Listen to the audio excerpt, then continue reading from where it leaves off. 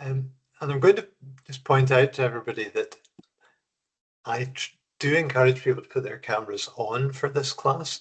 And I've got the screen on Teams set up so that you don't appear. And I mean, the people who are on camera show up and everybody else is in a little blob in the corner. So it's a participatory class and I think it's helpful for Roy. We're not quite started yet, so you don't need to do it yet. Hi, can everyone hear me? Sorry. Indeed. Yes, Alice. Yes, hi, sorry.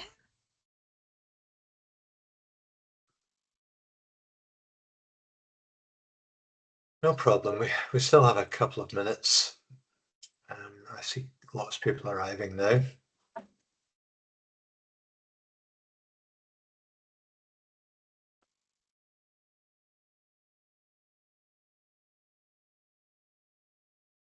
What was we doing?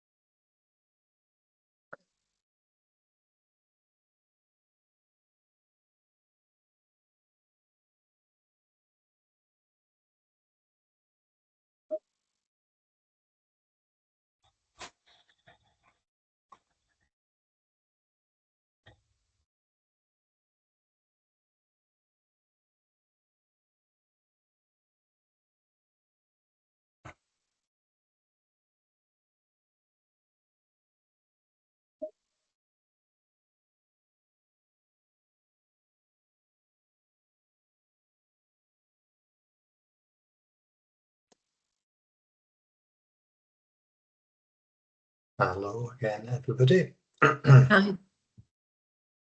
Welcome. Hi. Hi. Just going to wait a couple more minutes because I know some people are still arriving. Including V and me, Charlie, we now have 24. Yes, well, the face-to-face class has 26, I think. But if we have people from construction online joining us, I think that will possibly be more.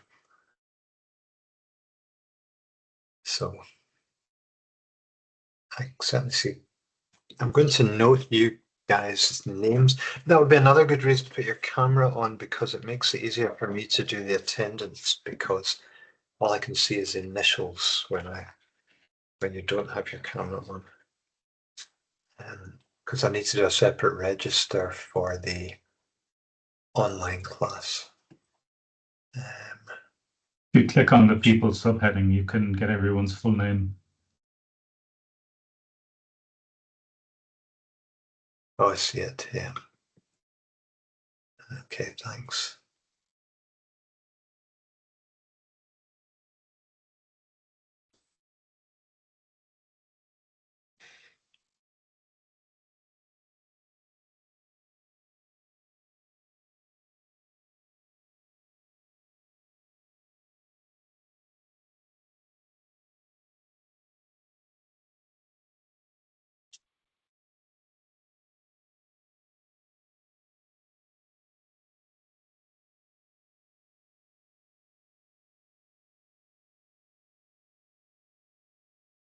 Hi, Charlie. Hi, Roy. Hi. Good Hi. evening, Rachel. How are Hi. you? Hi, Rachel. Nice to see you. You too. Nostrils just above the waterline, Rachel. Sorry? Nostrils just above the waterline. I've not seen you for a long time, Roy. Indeed so. Indeed so. You look well. Thank you. Okay, I'll carry on trying to capture all the names in a moment. So welcome to everybody and a particular welcome to construction law students who are taking the Construction Law Masters online. This is our first combined class of the semester. So it makes for numbers of an unspecified quantity as far as I can see, but it will be nonetheless interesting for that. So it's good to have everybody. I'd like to introduce my friend, a former student and now moved on to many other things, Dr. Roy Poyntz. Roy was part of the very first cohort to take the programme. My vision in the first year I ran it was it would be experienced mediators who would want to top up their skills with some academic study. And that was true for the first year and the first year only. I think they all did it. The 10 or 12 who wanted to do it did it. And since then, it's been a much, much more mixed bag. Many people from different backgrounds and at different stages. Roy went on after the Masters to take PhD at University of Sheffield and has explored in much, much more depth. That's one of the things with a PhD, much more depth, I think, than anyone before or since can, with the business of reflective practice, really, and the idea of mediators each developing their own theory of practice. So Roy's delved into how we go about our work and how we think about our work in a great deal of detail, but he's also a very experienced mediator.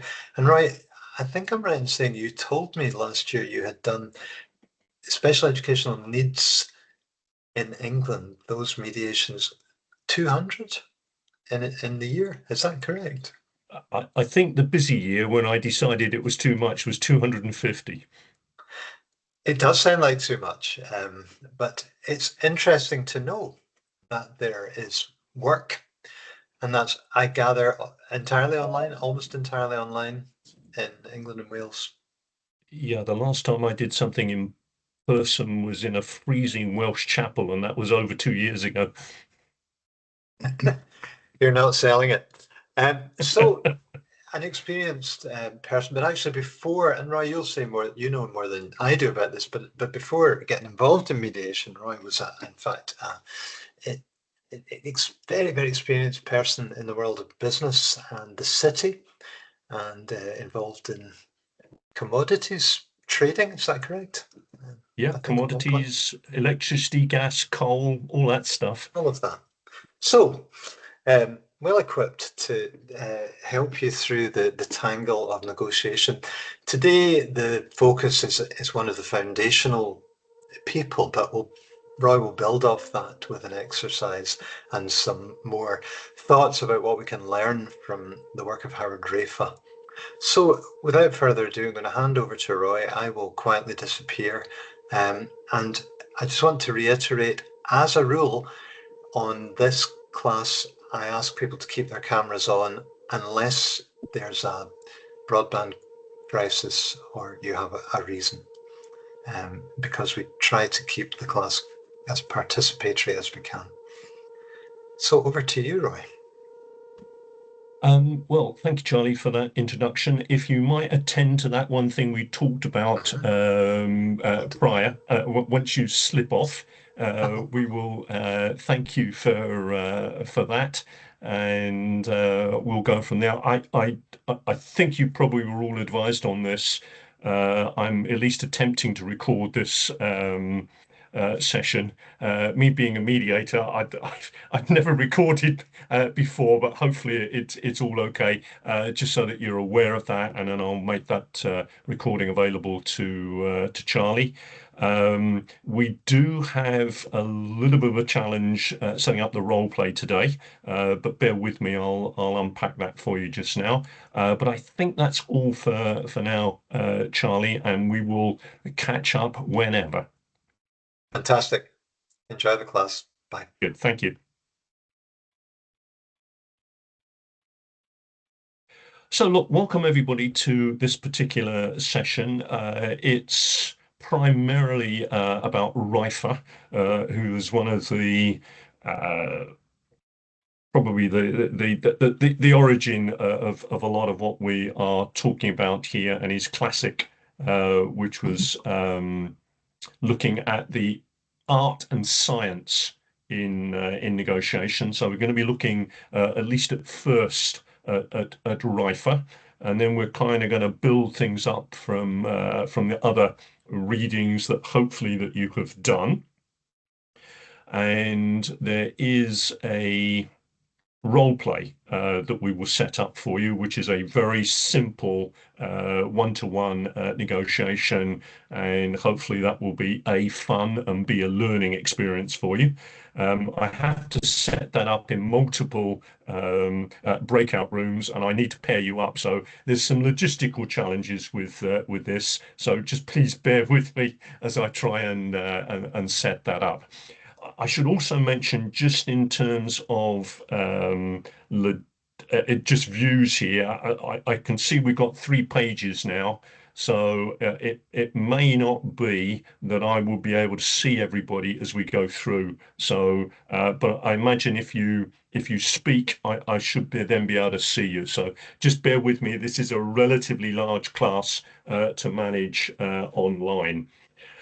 Just to start, and I'll flip between the pages. It might just be interesting to get a fix on who we have here today. I'm imagining that there is quite a chunk of people who are studying the masters in mediation. If you're studying that that side of things, can you maybe just raise your hand? Okay.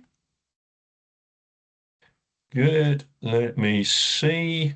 Can I have those hands raised again as I go from page to page? Thank you. And there you are as well. Okay, good. So, and how about construction? How many construction people do we have? Yeah, okay, that's good. Quite a few construction people. Welcome to the course. You bring a certain grittiness in how you approach negotiation, which is always fun to appreciate. And I think when you get to the intensive weekend and you start working with others, you will find that an interesting combinations of styles and different approaches in different industries. Do we have anybody else that's involved?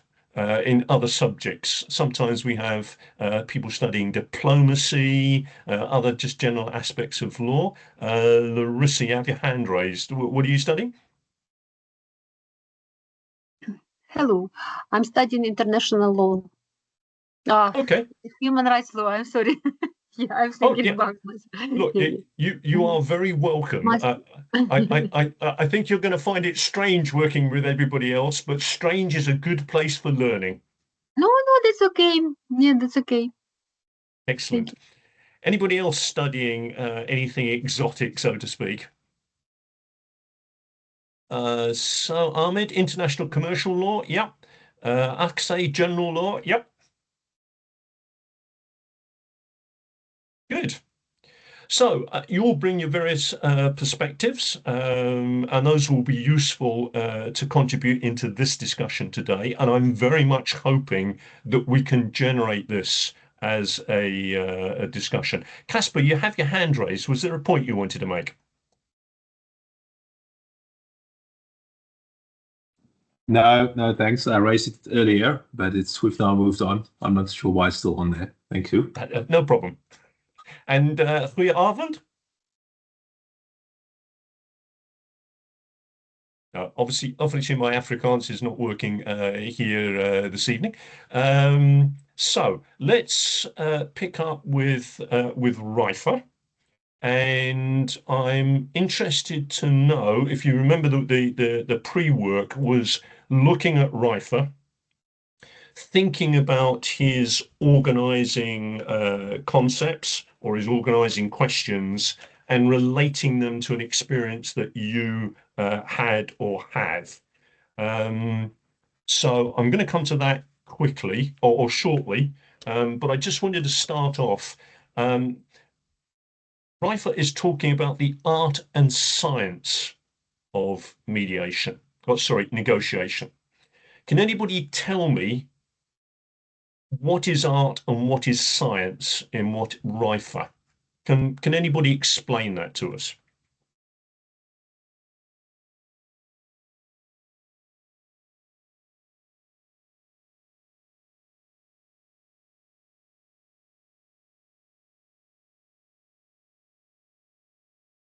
Mary Elizabeth. All right, I'm going to take a whack because as an arts person, what I really got out of it was his understanding. You know, when he says, you know, we all kind of accept negotiation as an art, but I'm looking at it from the perspective of science. I think it goes back to the idea that we understand the human to human communication is an art that we finesse, but the pattern recognition, the gaming it, the systemic ways in which we can approach these negotiations, building these blocks, understanding these different systems, that's the science part. That's what I got out of it.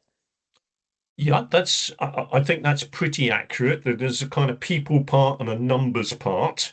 Anybody else like to offer a definition between the art and the science? Kieran. Yeah, evening, Roy.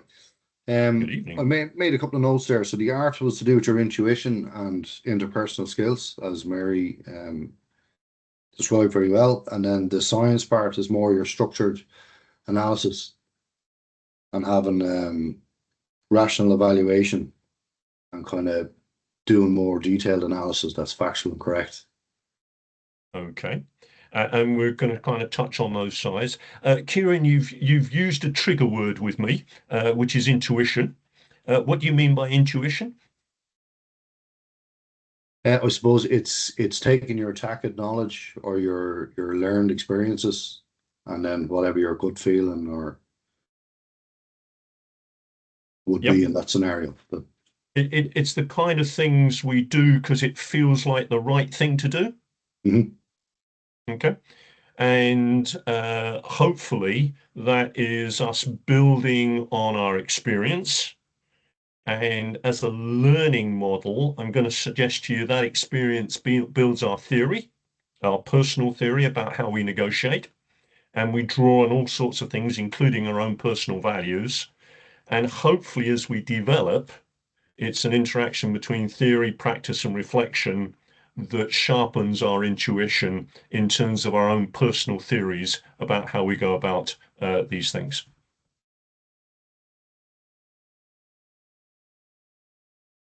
Somebody's hand flashed up and then disappeared again. Anybody else like to venture a thought on the difference between art and science in negotiation?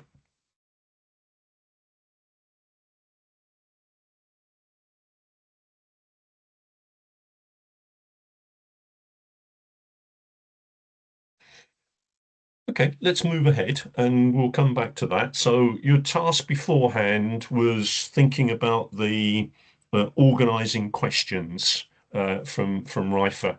I find these really, really fascinating because they're helpful to go back and use as an analysis once you've done a negotiation or in preparing for a negotiation. And I would also say for us as mediators, those of you on the mediation course, they are also very helpful ways of looking at things. So it's a classification method, but it's also starts to become descriptive of how you might handle the various issues. So these are really quite interesting, important, valuable, one might say, lessons when we're talking negotiation, but equally, I would suggest mediation. So, who would like to lead us off with one of the organizing questions and their own example that demonstrates that question?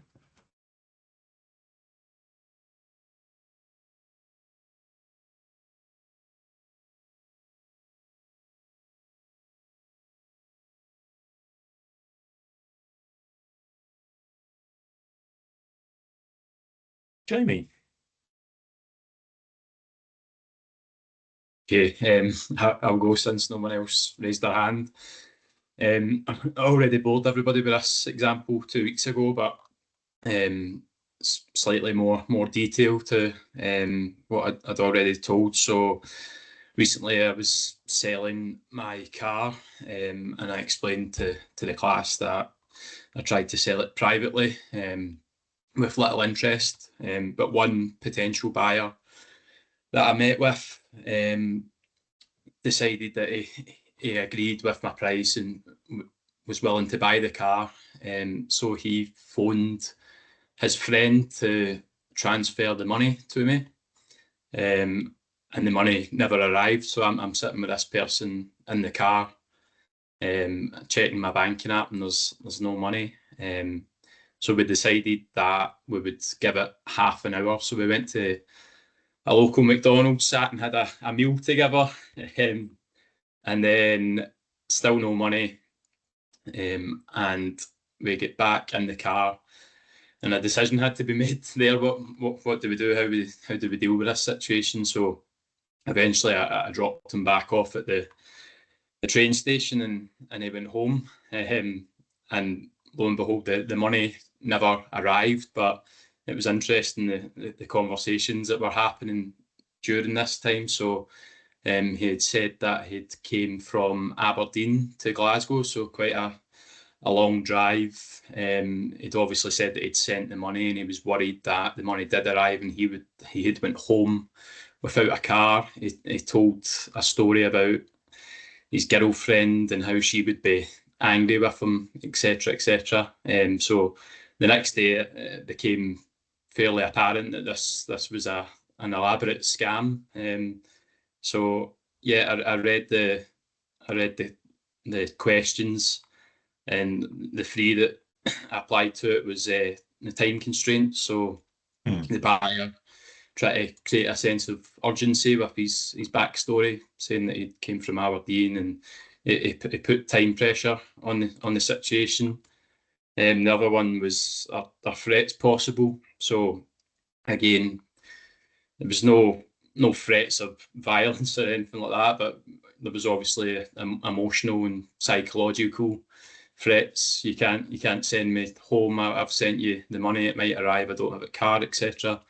And then the other one was, is the contract binding? So we agreed on a price, but it was on the basis that the money arrived, and the money didn't arrive. So there was no handing over of the keys or the car. That was my example. Okay, thank you for that, Jamie. So what do we learn about time constraints in negotiation? People can use it as an advantage. Sorry, who's speaking? Oh, Alana. Oh, Alana, go ahead. Sorry. No, so people can use it as an advantage to kind of get what they want out of a negotiation. Yeah, I mean, they can influence the negotiation. So how might we use that to our best advantage?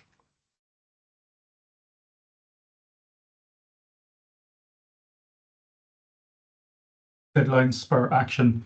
So if you put a guaranteed deal on the table, you give me this, you accept within an hour, deal is done, we can all walk away, it's finished, as opposed to dragging out for weeks or months. Yeah, I mean, that's certainly one way of doing it, Eddie. The challenge you're going to have is making those lines firm lines and then not walking away at that point, because otherwise you undermine your credibility. Alice. No, I was just going to say that it also can apply a bit of pressure to the parties, like unwanted pressure, I guess, to kind of usher things along, maybe in some sense. In what ways is it unwarranted pressure, Alice? I would say parties generally want to be heard and want to go at their own pace of things. And by the sense of saying, this is our time, we're bound by this, only this, it basically could make them feel perhaps that they're not being heard, or the situation's not to their advantage or unfair. It really depends on the dynamics of the parties and everyone at play, but that could potentially be a factor.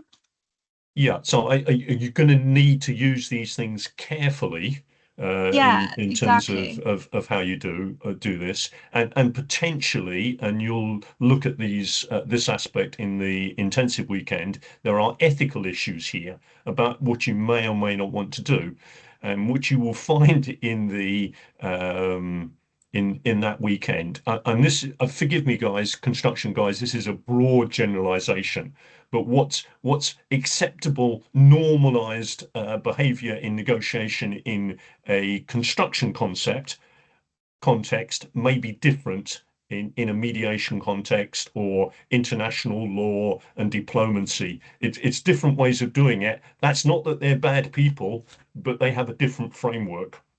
And there's a sense in which I think one of the questions is, what are the group norms? One of his defining questions. And there's a sense in which every time you go into a negotiation, to an extent, you are negotiating, there's a negotiation about the negotiation, the norms by which you will negotiate that, and you need to be clear on those. Otherwise, as you will find out on the intensive weekend, you start to have major distrust of the people you're working with. Once you get to a level where trust goes, it gets relatively difficult to establish the rapport that you need. So yeah, you go there lightly, Alice. I think that's right. But these are some of the barriers you come in against.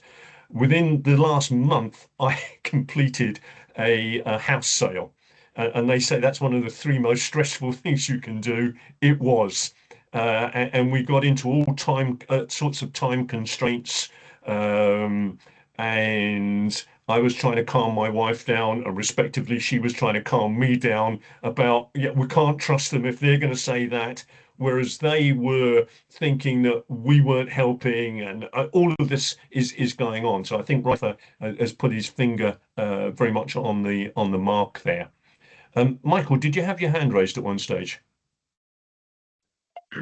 Yeah, I was just going to add to the time constraint that it seems like it's kind of a pressure for the other party to capitulate and give up things that they don't necessarily want to. Like, it's not a direct threat, but it's like with Jamie, it's like if I can't take this car, then bad things will happen. Or if we don't make a deal right now on this time pressure, then such and such, there'll be like negative consequences. And so the party might be like, oh, well, I'll just do this in order to kind of give up Okay.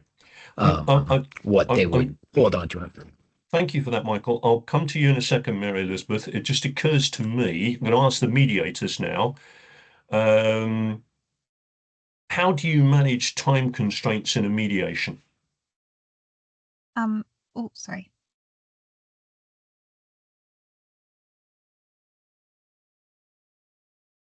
So Alice, I can see somebody else had their name up. Alice, go ahead. Sorry, I just kind of interspoke. Sorry. So to managing time constraints, normally during the introductions of the mediation or pre-mediation, it is always good to introduce after pre-mediation that you would say, I'm going to allot each party uninterrupted time, and I ask for the parties to respect one another during this period.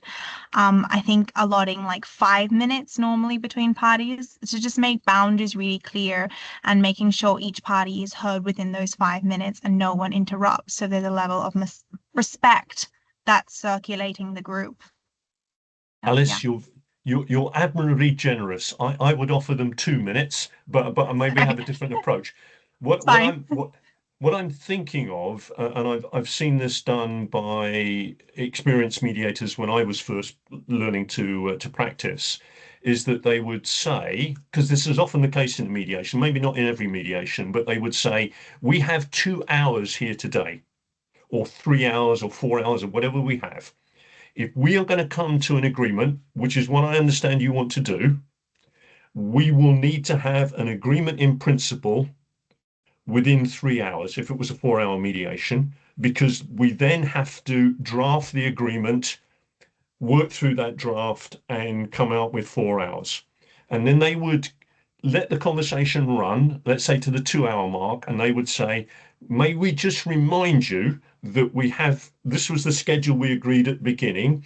If we are, what do we need to do now in order to get to an agreement in principle in another hour?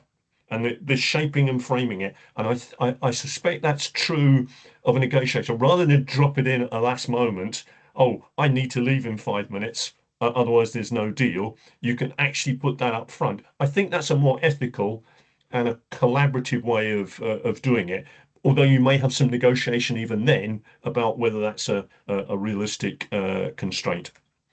Jenny, we've not heard from you. You have your hand raised.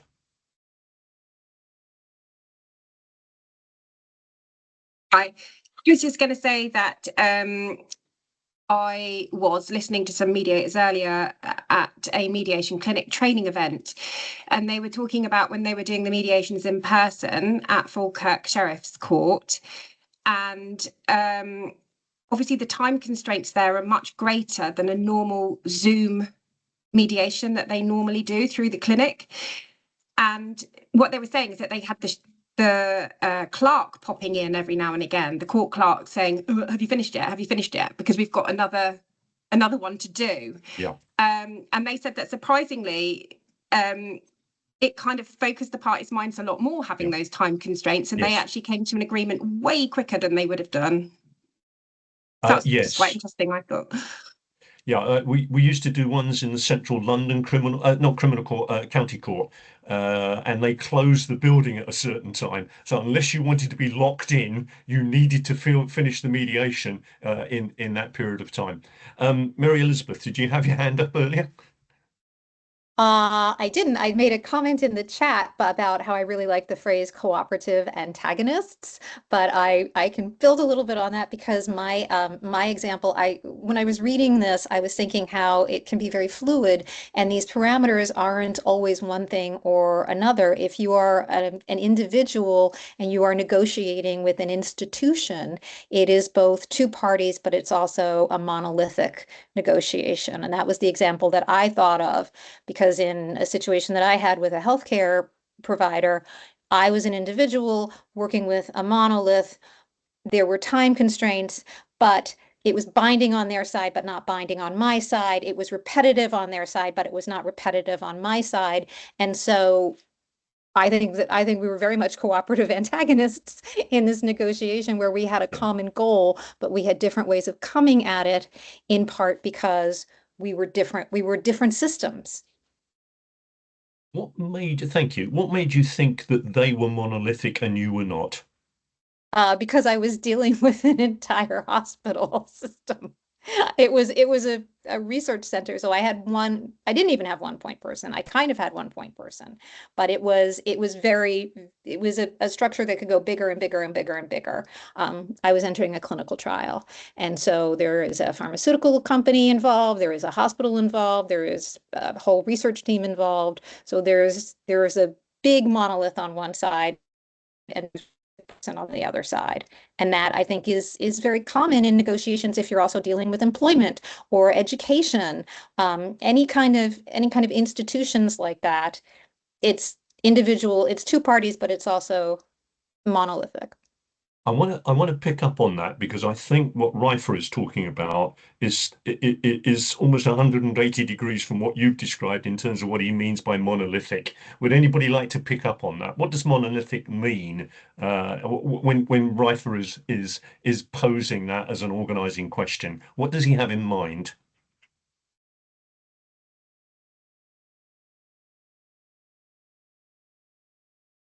Jenny. Yeah, I thought he meant by monolithic that they were a single entity rather than an entity that had lots of competing interests within it. So there was just one interest there. Yeah, I think it's more, is there one mind going on? Because what you would tend to find, I mean, I do a lot of special education needs mediation. Parents, it's essentially parents, school, and the local authority. There will be a local authority officer for whom it is a repetitive activity. They are frequently in mediation and they know their way around mediation. However, they are an agent for the local authority.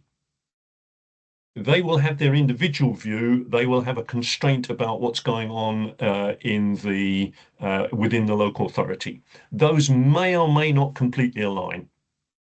If you are, especially in a commercial situation, if you are dealing with somebody over the table, they will invariably have somebody else that they will report to, who, if you think about this, they may need to go back and report how good a deal they've done. So there's almost a sense, if you recognize this issue of monolithicism, it being monolithic, that you have to not only persuade them, but you have to provide an argument for them and their boss. And it can be as simple in a mediation as I may be dealing with, and I've had this in mediations in the clinic, where I was dealing with the wife.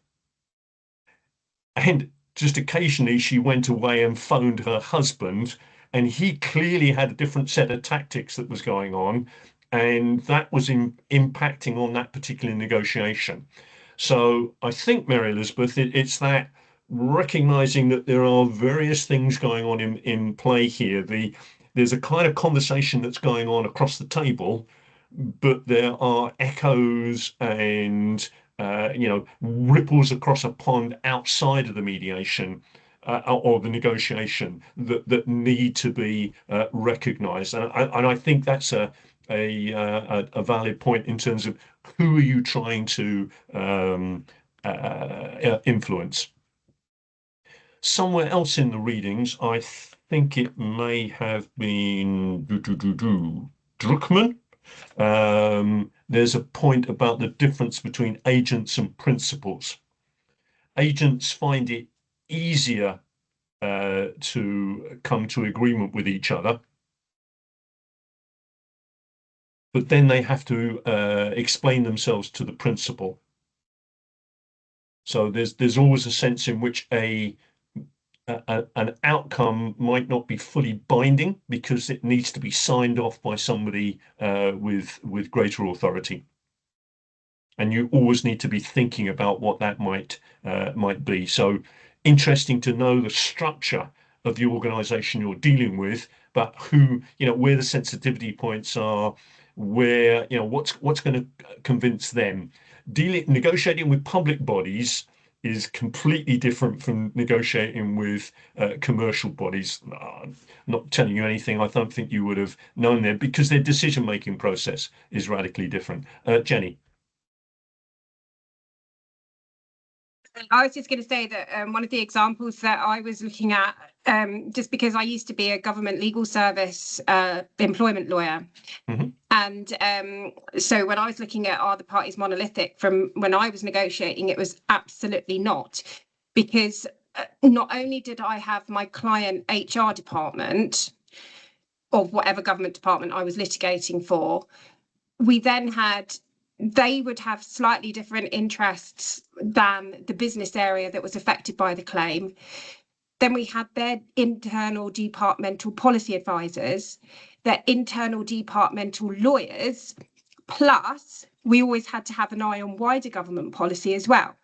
So it was actually sometimes extremely difficult to even get to the stage of negotiating when there were all these competing interests for me to consider before I could come to any agreement with anybody. And how much of that structure did you feel comfortable to explain to the your counterpart in negotiation? To be honest, it was an extremely useful negotiating tactic quite often, mm-hmm. Because I could say, well, look, whatever, the Home Office lawyers are never going to go for that. Or, actually, I'm not going to be able to run that past my team because of wider policy issues within government generally. So it was a useful negotiating tactic until you came across union reps who'd seen it all before, knew it all, and knew exactly how to counter it. And, well, why don't you go and see this person? So yeah, but it could be a useful negotiating tactic, but it could also be a massive barrier. Yeah, and I'm just sorry, Jamie, did you have your hand up just there? Yeah, I was just going to make the point in the reading that it talks about how it can harm negotiations as well, because you can lose some credibility with the person that you're negotiating with. But I also read the part that said that if an agent does agree to something but then has to check with the principals and then has to go back on what they'd agreed with you, then it might make them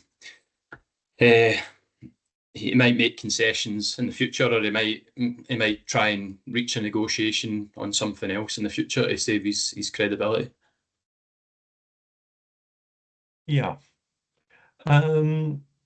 So thank you for all of that. Can I have some contributions from those that haven't spoken so far? Do you want to pick up on another one of the organising questions and tell us how it's relating to your own personal experience? Eva. Aye, Roy. I manage and am a trustee of a family pension, a SAS, and we have some properties within the pension. And one of our properties is in the city centre of Glasgow, and it's the only standalone property in a block. And the rest of the properties are owned by a company, and we'll call the owner Peter. I don't like or trust this man. I've only met him a couple of times. I met him about a year ago, and he had recently bought most of the block, and he asked if I would be, or the SAS would be willing to sell our property. And I said at that point, no, it was in the pension fund and it would remain there. We recently, at the start of September, signed a lease for new tenants. And when Peter found this out, I immediately got a call from a property agent that I deal with, who'd had a call from his property agent saying, you know, if new tenants were coming in, this would have been a perfect break for him, you know, to be able to purchase the property. And he said that his agent said to my agents, I could make things very difficult for her. There's a fire exit shared, etc., etc. There's a basement part of the property. And my agent, who's known me for many years, said, I don't think that tactic would work. Anyway, I didn't think anything else of it. And then Peter himself called me. It wasn't a particularly good conversation. It was a bit, he was annoyed, he was angry. Why hadn't I been in touch? A bit of a ridiculous conversation, and I parked it quite quickly. About a week later, I got a text that was in a much friendlier vein. And would I be prepared to meet for another coffee and a conversation? I was going on holiday, said so, and he tried to pressurise me to put a date in my diary when I returned from my holiday, which I said, I was starting university. I didn't know when I would be free. Sorry, I'll try and make this long story quite short. So I returned from my holiday, and about a week later, I got the inevitable text, when are you free? So as I say, I don't like him, I don't trust him, and didn't particularly want to meet him, but I was curious as to what he was going to say, and I was also being a bit bullshit. I wanted to see if this man would have the balls enough to threaten me to my face type thing. So I went along to the meeting, and it started off quite pleasantly, and then he said, if I made an offer of X, would you consider it? Now, this is over double what the property is actually worth. So I said, yes, I would consider it if it comes through your lawyer, and I will take it to the other trustees. So I've now got an offer from his lawyer, which has gone to mine. My lawyer has advised me that the lawyers he uses are very litigious, very aggressive, and the guy Peter is well known in the industry. So it's an interesting one, because as I said, I don't like this guy. I certainly don't trust him. I don't know where it's going to go from here. He started off at this very high figure. He's now going to get sight of the new lease, all the data, etc., that he needs. But I'm going to be interested to see how this man proceeds and how his lawyer proceeds going forward, bearing in mind that my pension company, the property, we don't need to sell it, we don't want to sell it, but I think we would be stupid not to sell it at this hugely inflated price. And that's me. I'll shut up now. So, Eva, Yes. I was inviting you to link that experience to one of the organising questions. Can you anchor it to any one of them? The one that the threats, when threats are used. I feel as if Okay. he's threatening to make things difficult. Our property is surrounded by his properties. Right. There's a fire exit, not an issue, but something he would try and make an issue. Yeah, interesting. Okay. So you're remarking about threats and how they come. How do we feel about threats in negotiations? Clearly, that's making Eva uncomfortable. I think uncertain about whether he would actually deliver on what he has promised here. Exactly, Although I exactly. guess under Scots law, that might be a little more binding than it is under English law. Uh, any thoughts on threats? Alice. Well, I did notice in the reading that Rafa, if I'm pronouncing that correctly, he touches upon briefly about the voluntariness of mediation, and especially in England and Wales, it's not in a sense of that voluntary nature, but in Scotland it is. And he touches upon when you're actually mediating in the part, from what I could understand, when you're actually mediating, that he doesn't tend to bring up like the voluntary nature of again, because it could be seen as a threat to walk away from the negotiations. And I think it's not exactly what Ava was saying here, but I think it's just interesting to see how they perceive what a threat could actually be perceived as. And I think any form of threat is counterproductive, of course, and it just sends the parties into like a shock kind of absorbing thing. And when you go into that kind of mindset, you can't actually absorb anything rationally either. So it's really just counterproductive. Anyway. Yeah. Okay. I have an example from my own experience to pass on to you, but just let's take Ilias.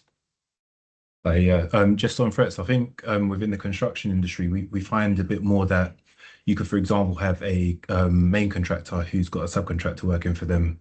And you could find in certain instances that maybe 60-70% of their turnover comes from this one main contractor. So you may find a situation where that contractor may make a threat to the subcontractor, well, if you don't do X for us, we'll remove you from our supply chain, which is something that I've found when working in the UK. So it's not something that's ideal, but I suppose the contractor then gets what they want because the subcontractor is heavily reliant on them for business. Yeah, so it has a power context there, and I guess if we want to talk nation with nation, it's arguably what we're seeing in the current negotiations about tariffs. Yeah. Okay. Threats are interesting. I'm thinking back to one experience of mine. It was a negotiation that ran over maybe 2 or 3 years. It was a large project, so it was kind of repetitive, which has implications for how you negotiate these things. But I found one of the counterparties fairly early on in the process, an issue that came up, and they turned around to us and said, "This is a deal breaker. If you don't essentially agree to our resolution of this, we are going to walk away from the deal." And I concluded that they probably weren't going to.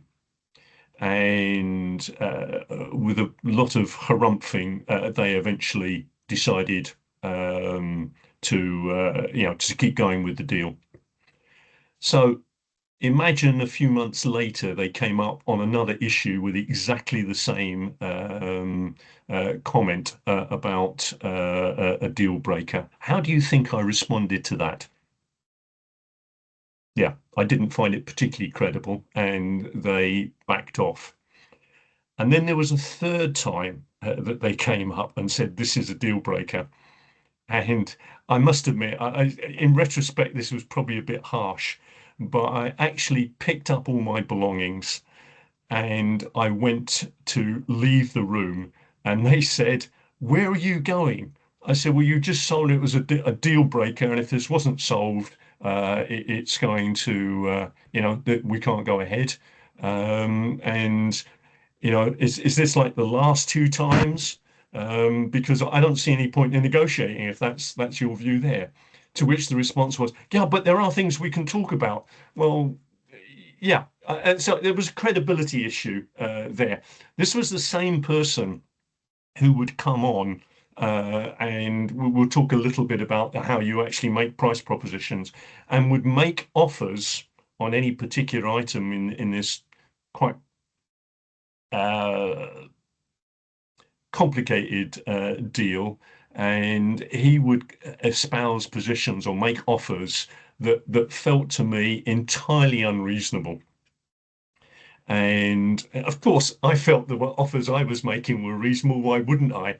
And we would bicker backwards and forwards and go away and think about it for a while. And I remember one time he came back and he said, well, you know, we said this, but we're now going to say this number. And he said, well, so what's your number, Roy? And I said, it hasn't changed. He said, well, what do you mean it hasn't changed? Well, I thought it was reasonable then. I think it's reasonable now. So this is whole, you know, knowing how people negotiate, because his whole approach was let's pick two numbers and we'll settle in between. And that's an approach you can take, but they have to be deemed to be reasonable numbers. Otherwise, the anchoring doesn't make any sense. Okay, got that off my chest in terms of that trauma of many years ago. Anything else? Any other points that you wanted to raise with RIFA? Any organising questions?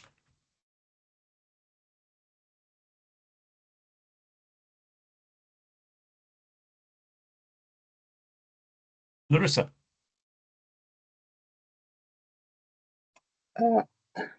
Honestly, there are a lot of thoughts based on this his paper, and even going back your first question about the art and science, I think it was exactly the ground point for creation some questions before even starting thinking about the negotiation.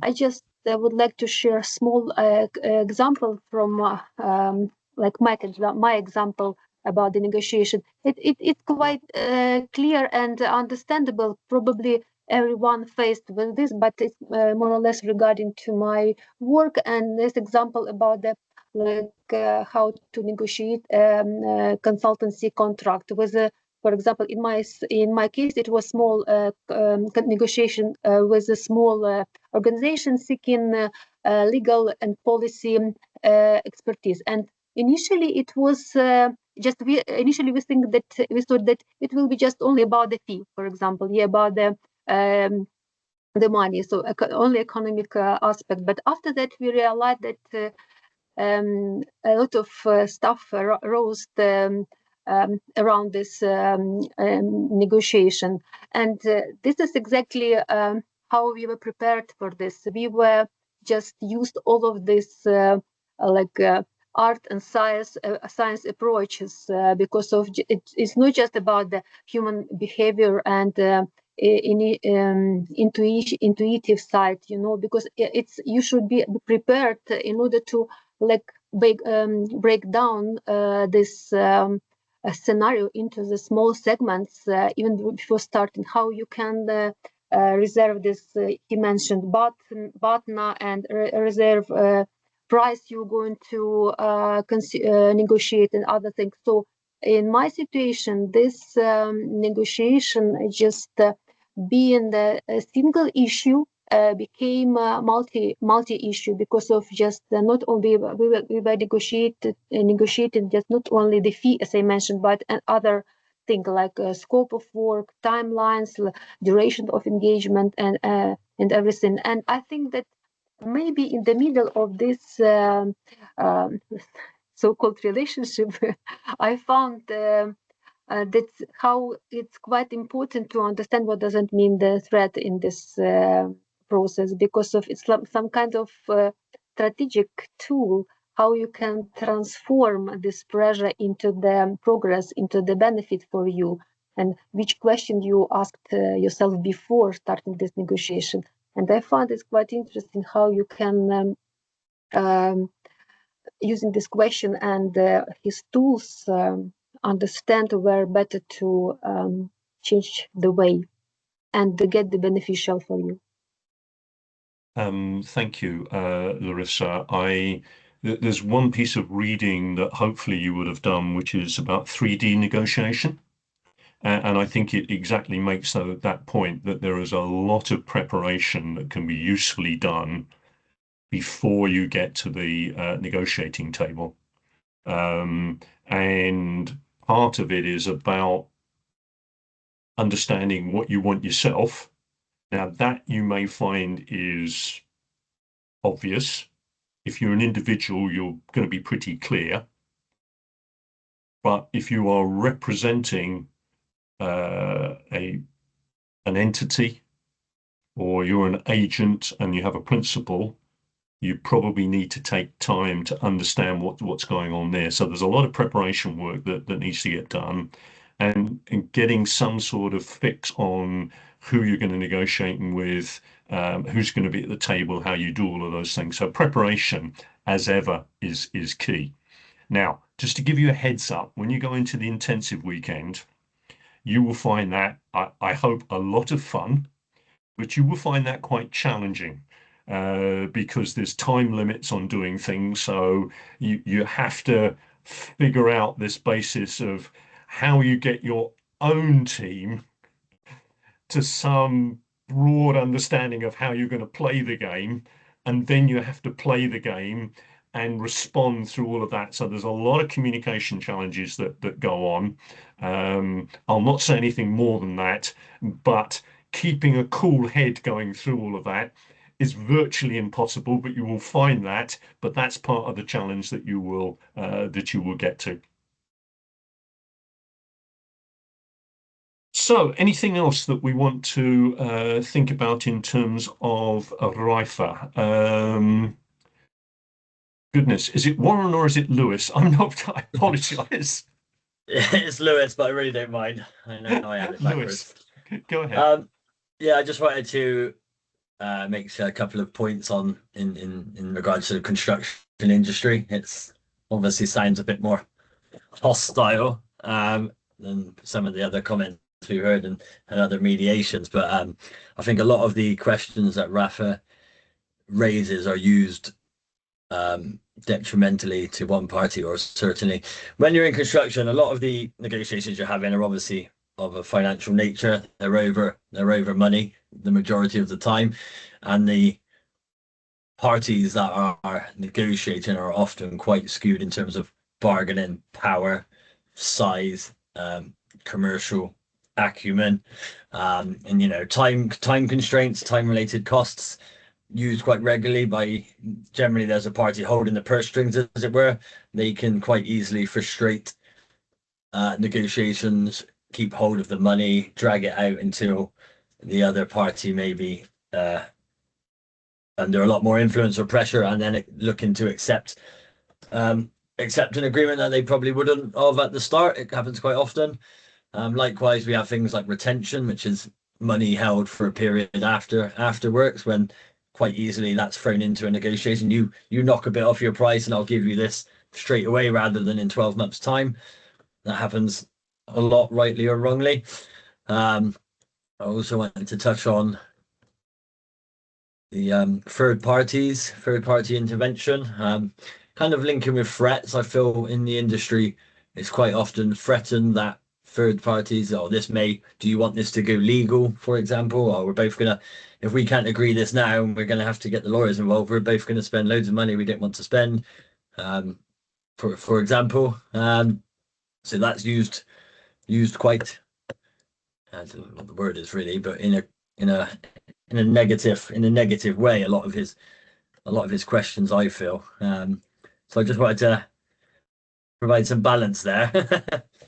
Well, thank you for that, Lewis. On the screen. Let me pick up on a couple of things there. I'm imagining the kind of nature of the negotiations you have in construction are repetitive. At least the players are repetitive. You're likely to be coming across the same people. So in a sense, somebody might have the power to force you to something on this deal, but they're conscious that that might come back to bite them on another deal, and that kind of tempers things for them. Yes, correct. And also in terms of linkage effects, which Rafa states, I mean, we have cross-contract liabilities. You know, the contracts literally might say, if you owe us something under this one, we can take it off you on another one that we have. You know, you use the same contractors a lot, so there is some commonality. But whereas, let's say 2 UK-wide companies, they might have a job down south and a job up north running concurrently. And it's like, oh, if there's an issue on one, but the other's going well, we'll say, oh, well, you do me a favor on this one, and I won't, and we'll let it go on that one, which is relatively common, I would say, as well. And I think linkage is an interesting concept, because in a sense, because there are other issues, they're not just one issue, it makes the negotiation more complex, but it does allow some trade-offs that may be helpful to get to solutions. And this is one of the dilemmas that mediators have, is how complex do you want to complexify the dispute because there are other issues here. That's always a challenge, because that takes longer to handle them, but yet it could yield more benefit for everybody. So there's always a dynamic there that you have to work your way through. I agree. It can be for better or for worse, depending on the scenario. And I would just lay this out in terms of the mediators that are on this course, in terms of how you go about these things. You will, of course, be practiced as that third-party intervener.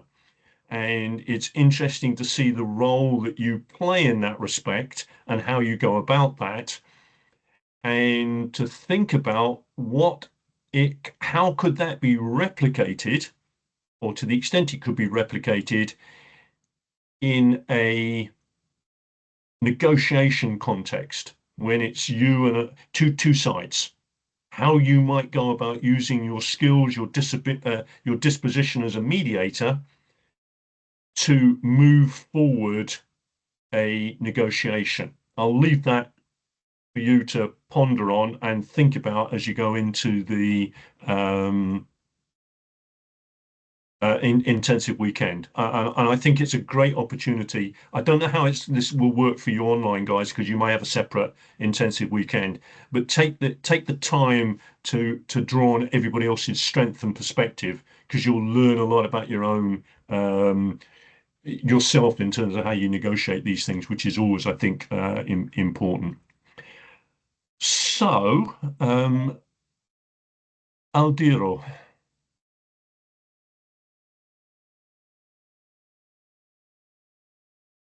Hi. Hi. Go ahead. No. I was just joining with another account.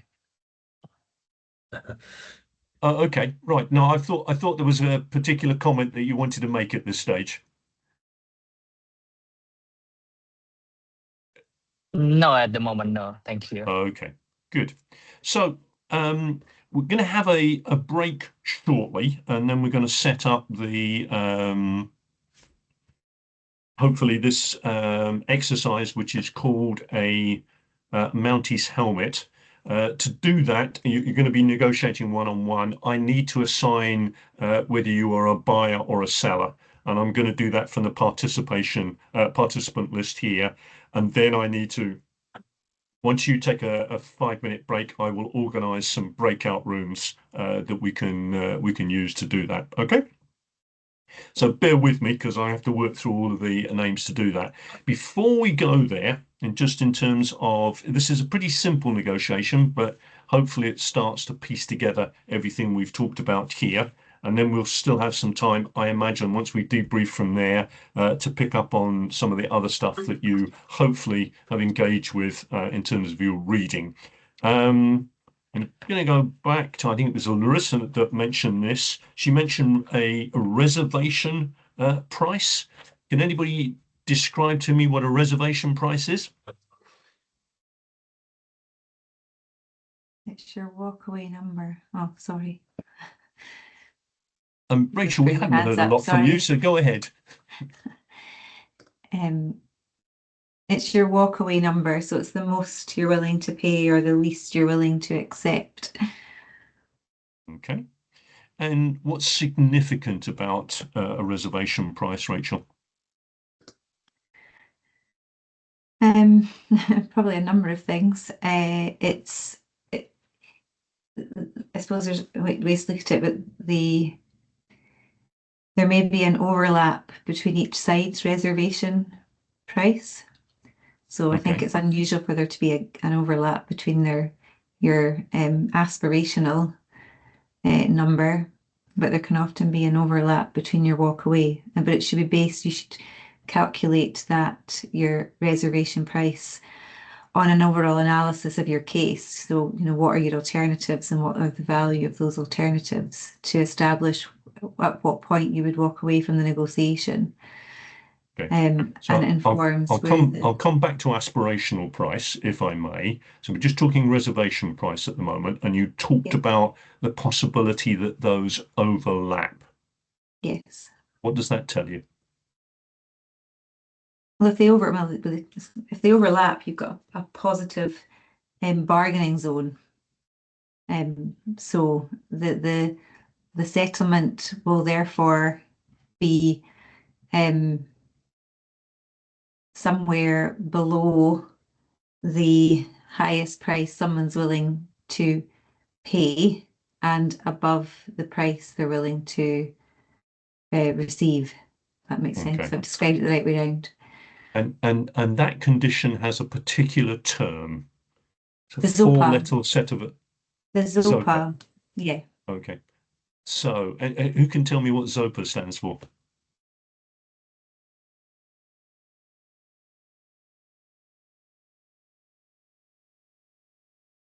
Rachel, I suspect we might be back with you.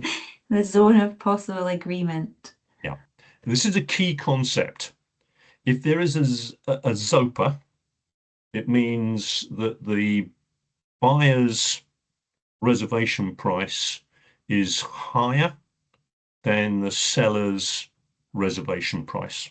Okay, so there's a zone of possible agreement where an agreement is possible. It's not inevitable, but it's possible. If that doesn't exist, in theory, you will not get a deal. Because as Rachel explained to us, those are walkaway prices. And if they represent our alternative, our best alternative to a negotiated agreement, we will walk away from them. Lewis.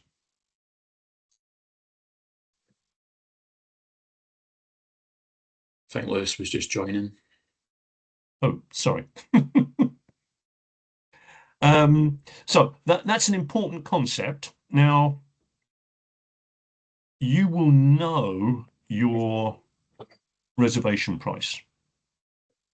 You will potentially be told the reservation price from the other side.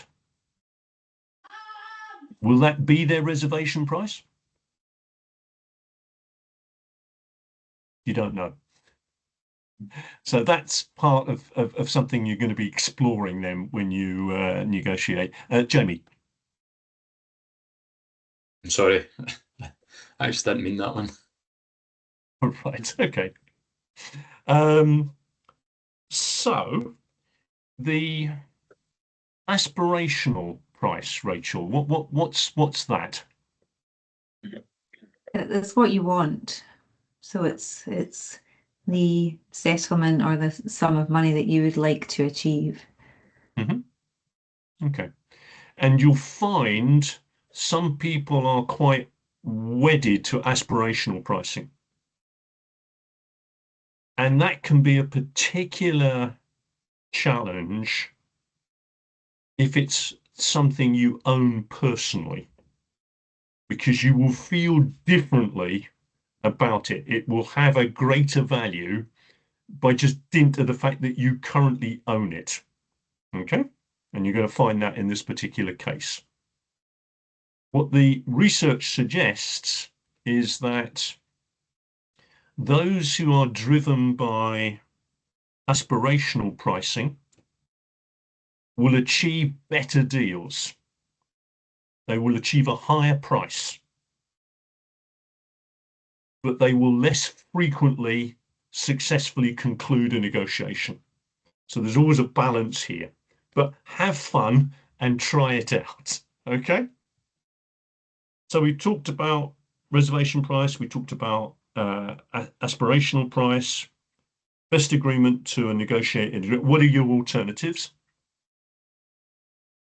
And we've talked about zone of possible agreement. I think that's probably all we need to do at this stage in terms of this particular example.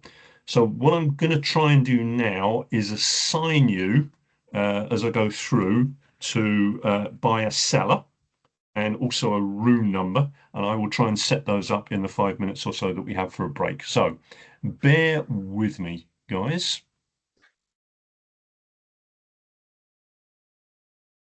So just going through my list here. Jamie, can I put you as a seller? Ahmed, can I have you as a buyer? Akshay, can I have you as a buyer? And Alana as a seller?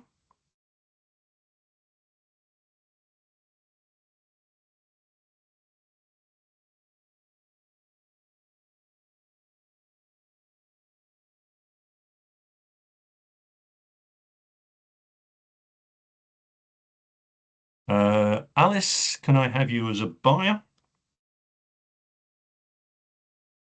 And Gavin as a seller?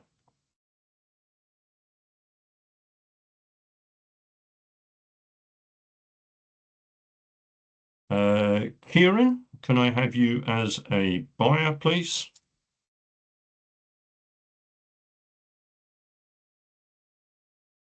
And Casper as a seller?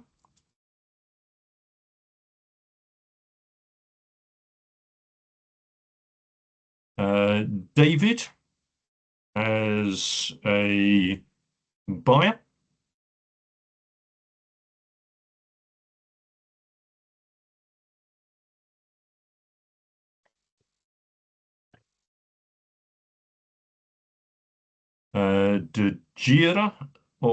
Deborah, if we can have you as a seller.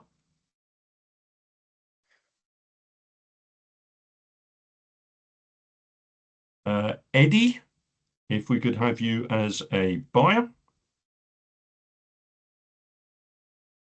And Erhan as a seller.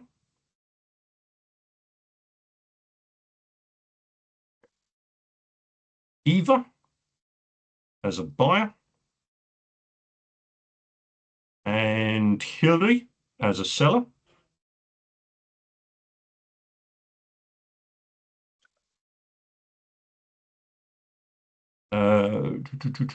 Ilias as a buyer. And Evo as a seller.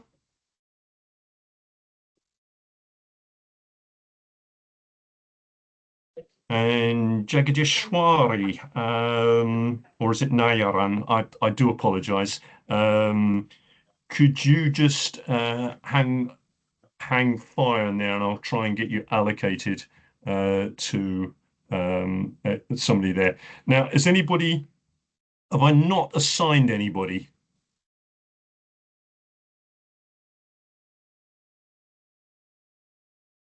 Not sure I heard my name. Okay. I don't think I heard mine either. So Yeah, I've got, You know me. with apologies, Jenny, could I put you in as a buyer, please?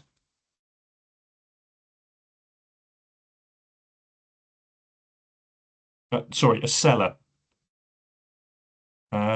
John, can I have you as a buyer? And Kyle as a seller.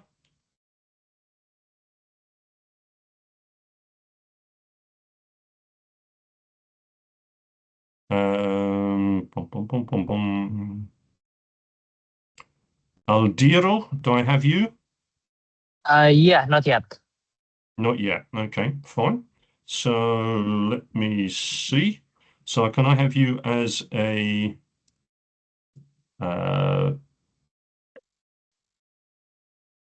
buyer, please? Okay. Lisa, Sarah Lisa, is it? If I could have you as a seller.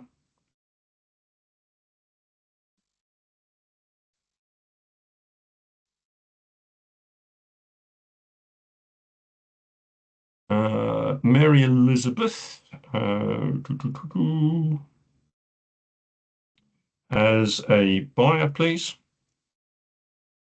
And Sophia as a seller.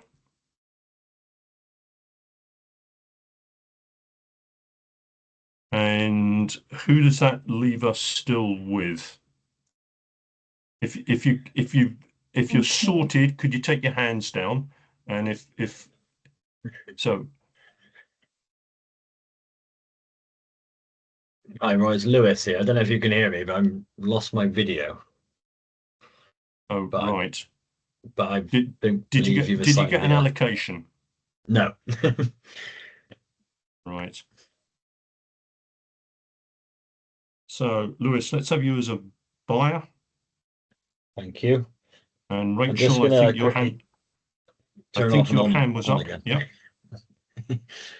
So, could we have you as a seller, please? So, anybody else I'm missing? Michael? I think I have not got any rules. Okay. Larissa. It's possible. Larissa, I'm going to have you as a buyer. And somebody else's hand just cropped up there. Both the Michael, thank you. Which one? Sorry. Michael Ballan. Yep. Okay, Michael. Seller. I haven't got a role yet. Ashkay, have you not received anything yet? Yeah. Hi, sorry, there's two Michaels. Michael Ferry as well. Did I give you something at all yet, Michael? Just Michael Ballan, not me. Okay, sorry.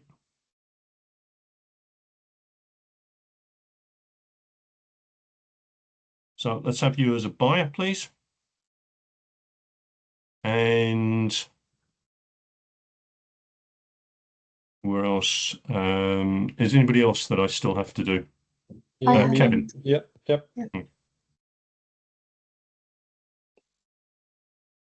I'll have you as a seller, please. Anybody else?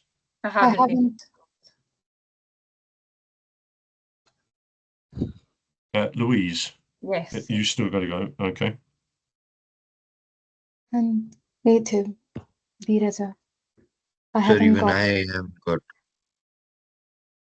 So Louise, can I have you as a buyer, please? Who else do I have missing? Diraja. Sir, even I haven't received. Diraja, I thought I had you organised there, but if you go as a seller, that would be good. Yeah, okay. Anybody else? Ashkay.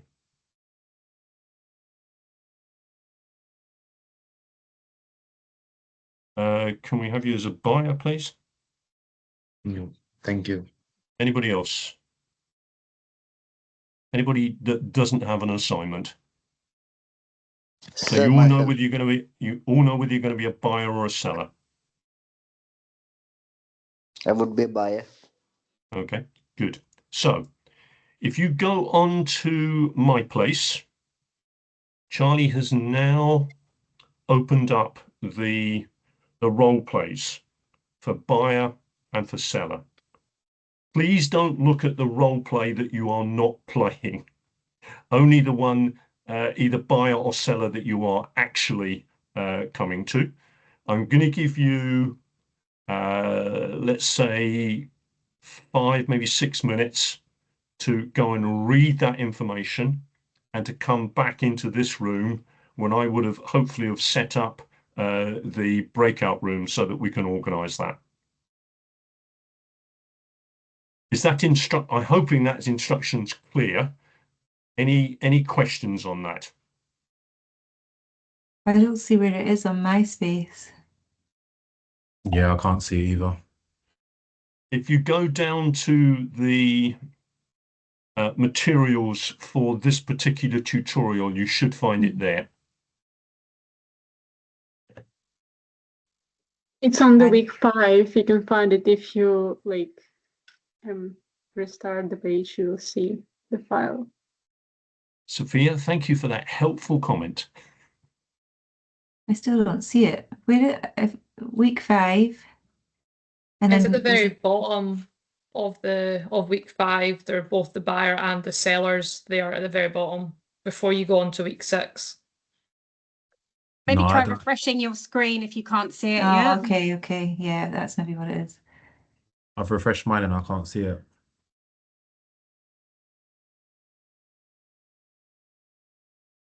Can't get to Yeah, either. I can't see Refreshed a mine few either. times. Sorry, I've just Not been on trying to mine look. either. Yeah, it's not on mine. Right, but all together. I think there are 2 MySpaces because I don't have a week 6 on my MySpace and I've refreshed it. So Yeah, actually, I wonder if he's not put them on for the people that are doing the construction. Yeah. Perhaps we could just issue it in the chat. We can kind of upload it on Teams so they can access it from there. I can. The problem is I will access it for everybody, and I want to get you to do the respective parts of this. I do apologise for this. There's a large number of people here. What I'm going to try and do is I got create it. 2. I got it. You got it. Can I send an email to everyone or something like that? Like, can I send an email out or maybe, I don't know. Yeah. The problem is you Everyone need to puts their know who email? are buyers, who are sellers, because Oh no. you're not supposed to be Why reading the not? same thing. I do So I'm only, apologise. yeah. No, I'm only reading the bio, which I'm a buyer. Right. Okay. Got it right.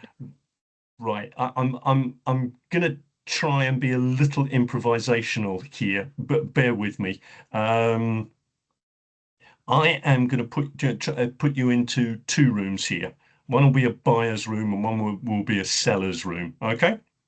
And then I can open it up for you and do it that way. Okay. Sure. So do you want to take a few minutes break, and I will hopefully just be able to get those rooms organized. Okay. Yeah, if you can be back in 5.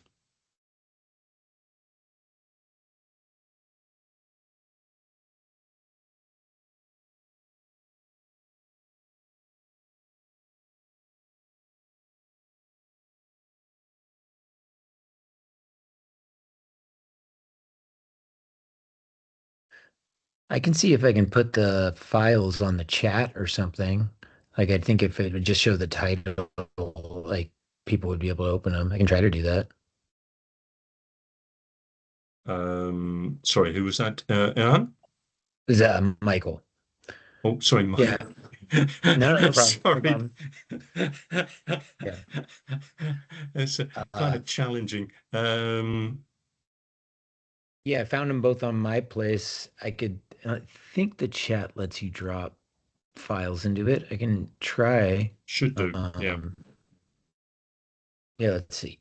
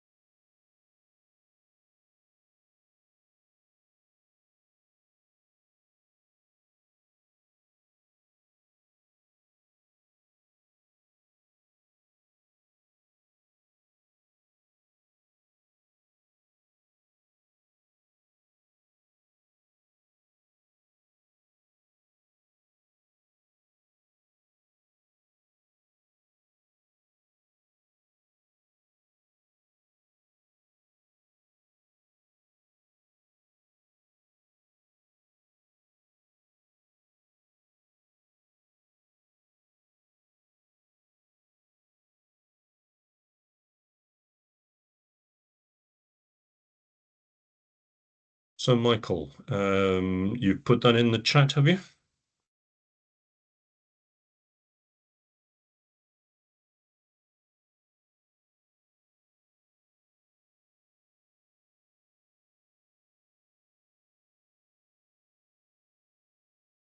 Haven't figured out quite yet, besides messages, not seeing it like a link, like upload document.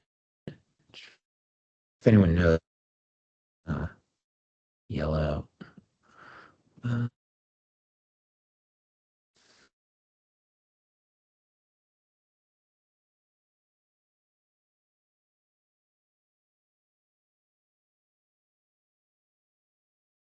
So you're a buyer or a seller?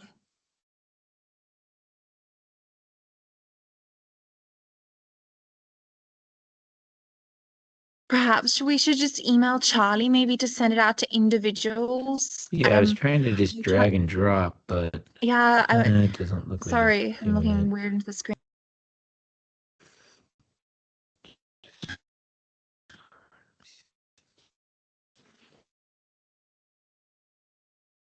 I did.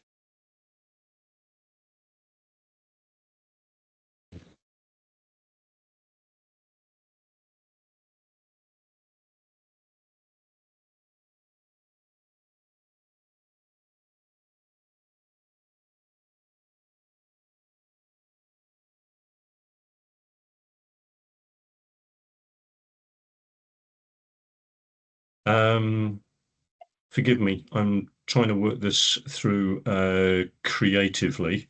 Can I have a couple of volunteers as buyers? Alice, right, and Ahmed. Okay.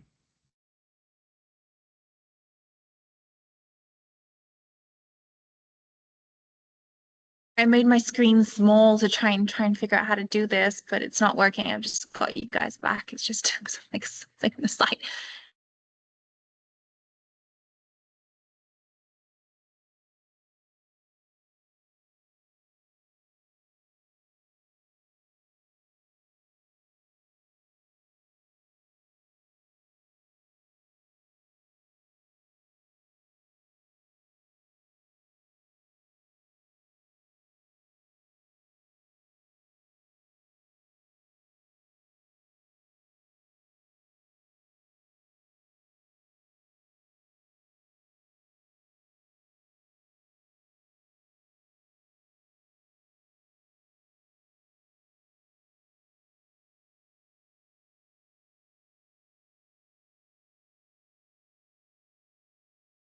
Ahmed, I've moved Ahmed over to room 1.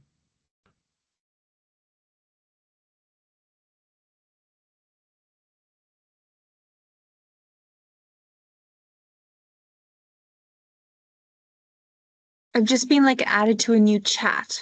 I don't know if anyone else has been added to the chat.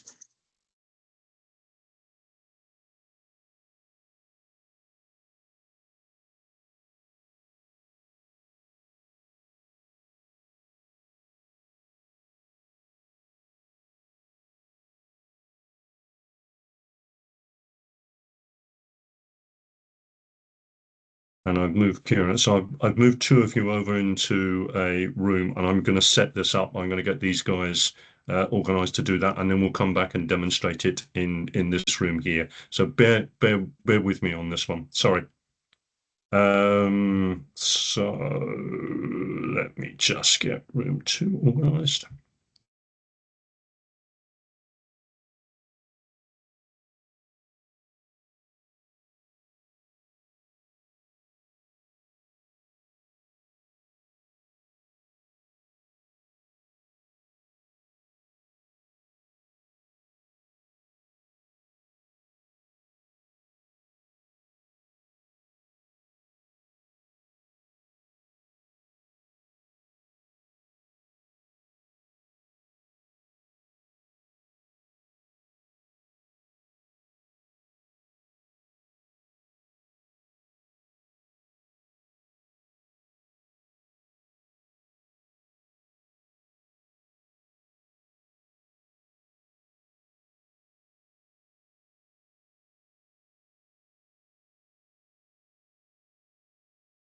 Okay.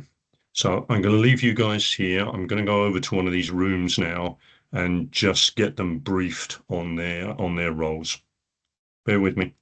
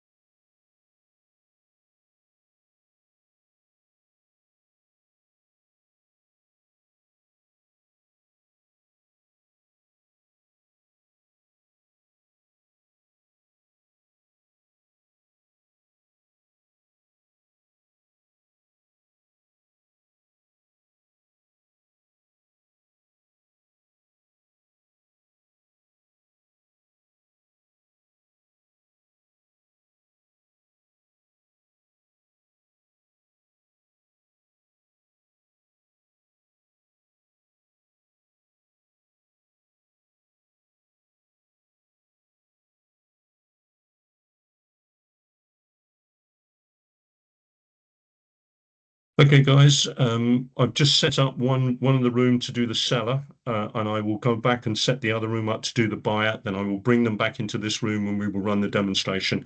I apologize, that wasn't quite how I was going to do it this evening, but it's the best I can do under the circumstances.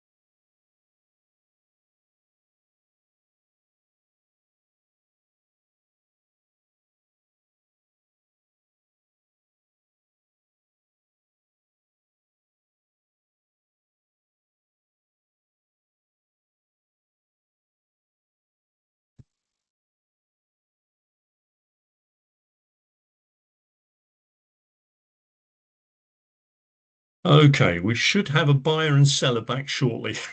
I do apologize.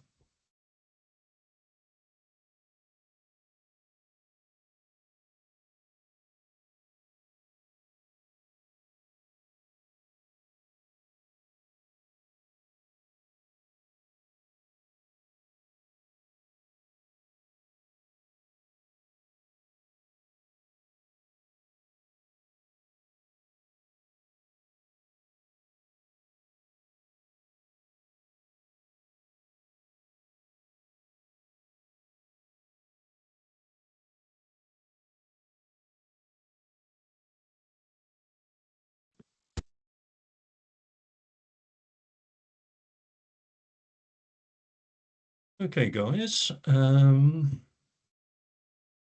we have Kieran and do we have Jenny back? Oh, sorry, they're about to arrive.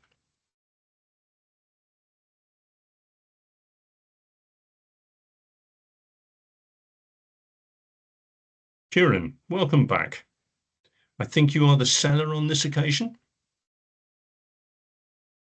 Yep. And Jenny, welcome back.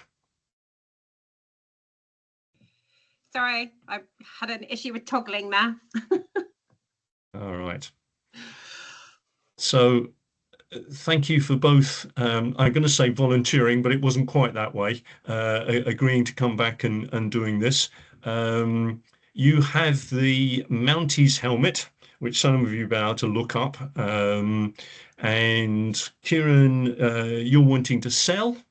And Jenny, you're wanting to buy. Let's have your best efforts at that, and then we will pick things apart and get everybody's comments on how that's gone. So away you go. Okay, I can't actually see Kieran, which is a bit weird. You can't miss me. Hi, Kieran. Yeah. Oh, hi. Yes, I can. Sorry. Yeah. Thanks for bringing your helmet today. It's lovely. And you interested in selling it? Absolutely, yeah. You saw the advertisement, so you can see there's somewhat of a history describing it. Like to emphasize the importance and the historical value and the family, etc. But we've decided to part ways, so you're welcome to make an offer on it. We've advertised it at 2,500, which I think is a fair reflection of what it's worth, given the historical significance and the good condition that it's in. Yeah, I totally appreciate the historical significance, and that's why we're interested in acquiring it, because obviously we'd like it to be seen as many people by as many people as possible by putting it in our heritage centre. We get an awful lot of visitors coming through every month, and I know that it would be an interesting acquisition for a lot of people to enjoy. But you know, as a heritage centre, as you can appreciate, we're not terribly well funded. I don't have the £2,500 that you're looking for, but I could make you an offer of about £1,000 for it. So 1,000 would be less than half of what we were looking for. So I'd have to manage the expectations of the wider family, and that wouldn't be acceptable. So 1,000 certainly is not going to move it. However, I am certainly endeared with the Heritage Centre and the fact that it's going back to where it can add value to the wider community, etc., and hold its own amongst, I'm sure, other important artifacts that you have. What could you do for me? Because I'm sure you're keen to have it ready for some sort of exhibition. Is there anything in particular that you're preparing for that you want to include it in? Not particularly. We just saw the advertisement and thought that it would make a nice addition to the display. As you know, it's from 1913, which was quite a significant year for the Mounties. Yeah, no, I appreciate where you're coming from. I appreciate you have wider family interests at heart. I could go to 1,400. So I suppose, is that getting closer to the sort of amount you were looking for? No, I suppose for me, the 2,500, I'd be prepared to drop it for immediate cash sale for £2,000. That's a 20% reduction. I have done my own research, and it is a very popular artifact, and I do have other interested parties as well. So because of your history and you have a heritage centre, I was keen for it to go to a more public, where it would get the value for the wider community. But there are private collectors there that will be willing to pay above market rates. So if we can't conclude, I'm suggesting that if we can't agree on a 20% reduction, then I will canvass the other interested parties and see if they'll take it off my hands. Which would be a shame, because it would be stuck in a closet somewhere or perhaps on somebody's wall, but without the public having the wider access to it. But I do appreciate what you're saying. I mean, obviously, also we know how much these things go for. Yeah, you might get more than 2,000 for it. You might not. We've acquired things at less than that in the past, in equally good condition. I mean, if we could make a deal today, right now. I could do 1900.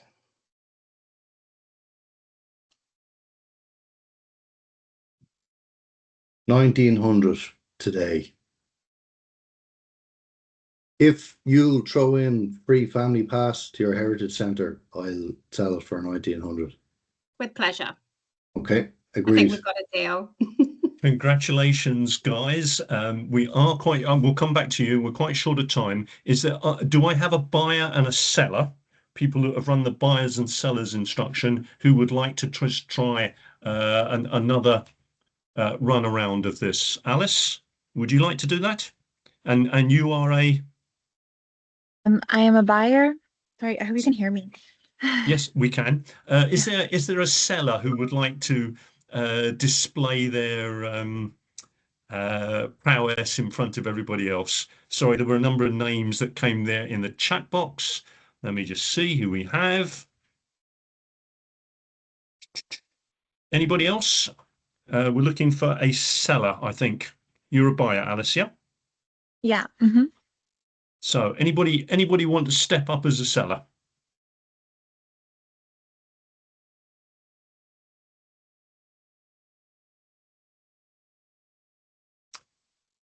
Akshay, are you volunteering? Or yeah, we just need one more volunteer, please.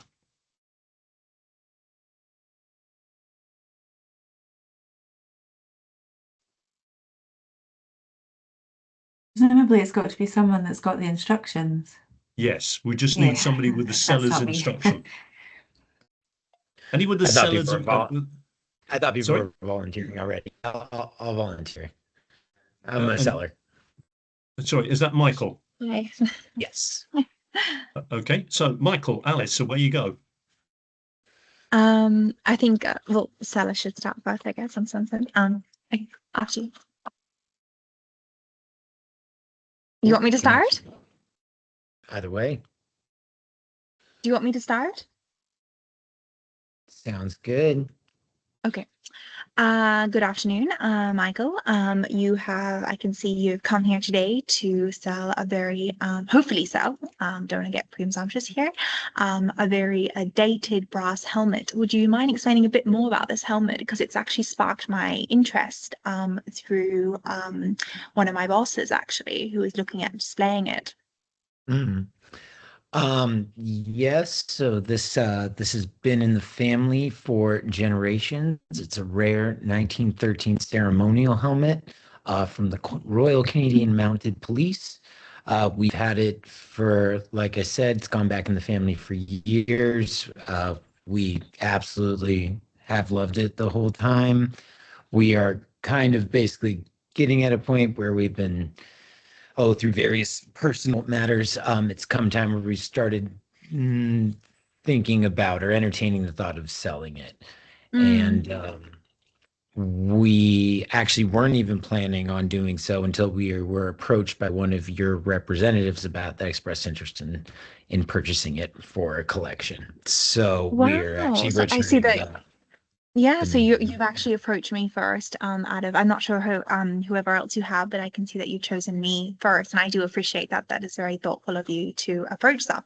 So why don't you make me an offer and see where we land up here, and plus we can go back and forth. Yeah. Well, several members of the family, as well as myself, have done some research and looked at other similar items in equal to lesser condition. And at this point, after kind of going back and forth, to be frank, amongst various family members, we settled that the family would be happy with and would be a reasonable offer to ask for about 2,500. Okay, all right. Well, I'm gonna be frank with you here. Our center cannot actually budget for that. So I'm willing to negotiate based on our shared interest of the item and also possibly maybe expanding it so we both win today. So it's not just a win or lose situation. For it to be fair, are you willing to step into this with me? Yeah, I would say that there's definitely can't hurt to have a Potential. conversation.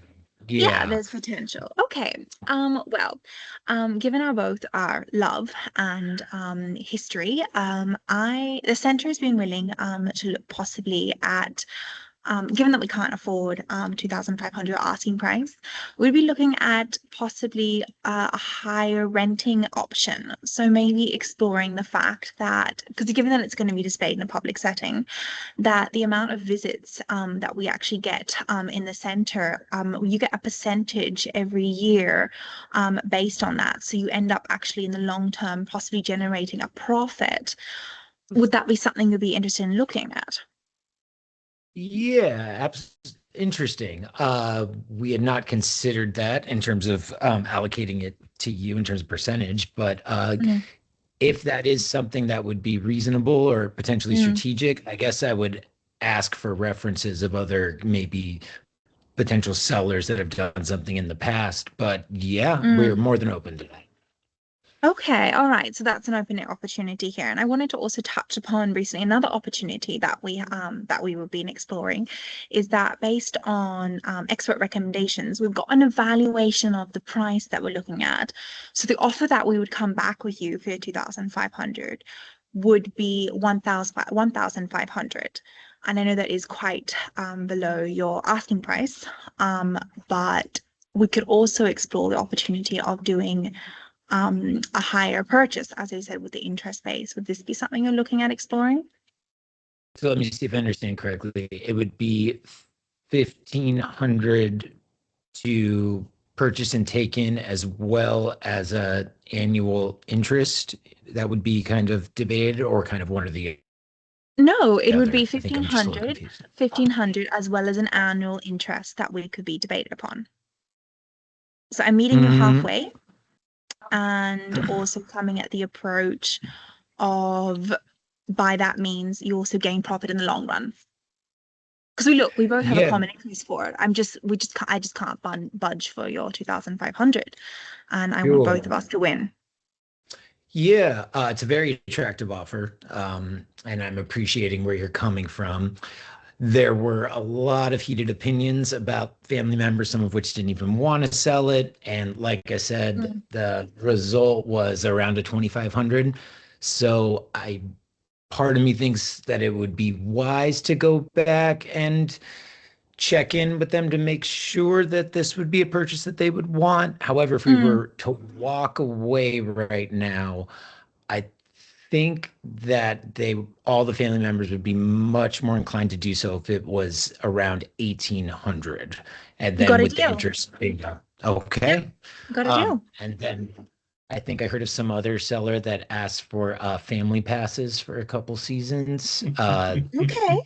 I know that would make them real happy. Look, given your candor and your kindness, and to remain things on goodwill, we're happy to give a season of family passes as well, which are adding up to £1,850. Guys, thank you so much for that. That was entertaining, if nothing else, but you brought out some of the important aspects in there. And I do apologize for those of you that have not been able to participate here today. Hopefully you got some sort of sense of how this comes together.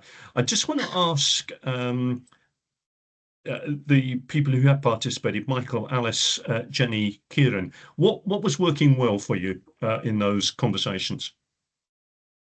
Well, I would say I looked at it based on Harvard's negotiation program, as we were talking. I was writing down my points. And I tried to focus on objective criteria here, where basically expanding the pie, so not limiting it down, and possibly bringing other alternatives into the conversation, because I know from what Michael was saying that his family actually has something to do with the back of it. So there's no way that I'm going to be able to convince them on their family basis and stuff, because something is going to end up in bad faith. So I figured actually coming to a mutual understanding and respect, and focusing on the interests of the parties to kind of create a trusting environment. Maybe anyway, jumping the gun. I don't know if I should introduce these extra factors, but there's no rules, no restrictions. So no, and what I would really encourage you to do, and you've done that tonight, is just explore the possibilities. This is a learning experience for you. You'll find that on the intensive weekend. So have fun. do things you wouldn't otherwise do and see how they work, because I think that's important. Try some of the things that you're seeing in the theory. Expanding the pie is a very legitimate way of looking at it. I think you might need to be a bit careful about throwing too many options at somebody, because too many options can produce paralysis. They can't handle that. There's so much coming at them. So it's finding a balance between those two. Michael, Kieran, Jenny, what was working well for you guys?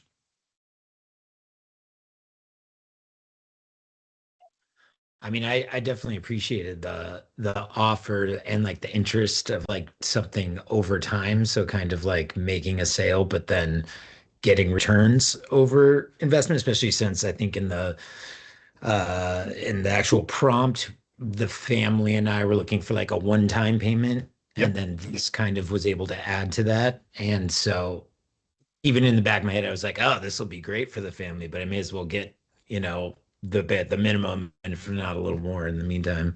But then I was aware of like, am I taking too much now? Which I guess wouldn't really apply in like parties in a negotiation, but yeah, it was good. And I liked your reference to your meant that. family.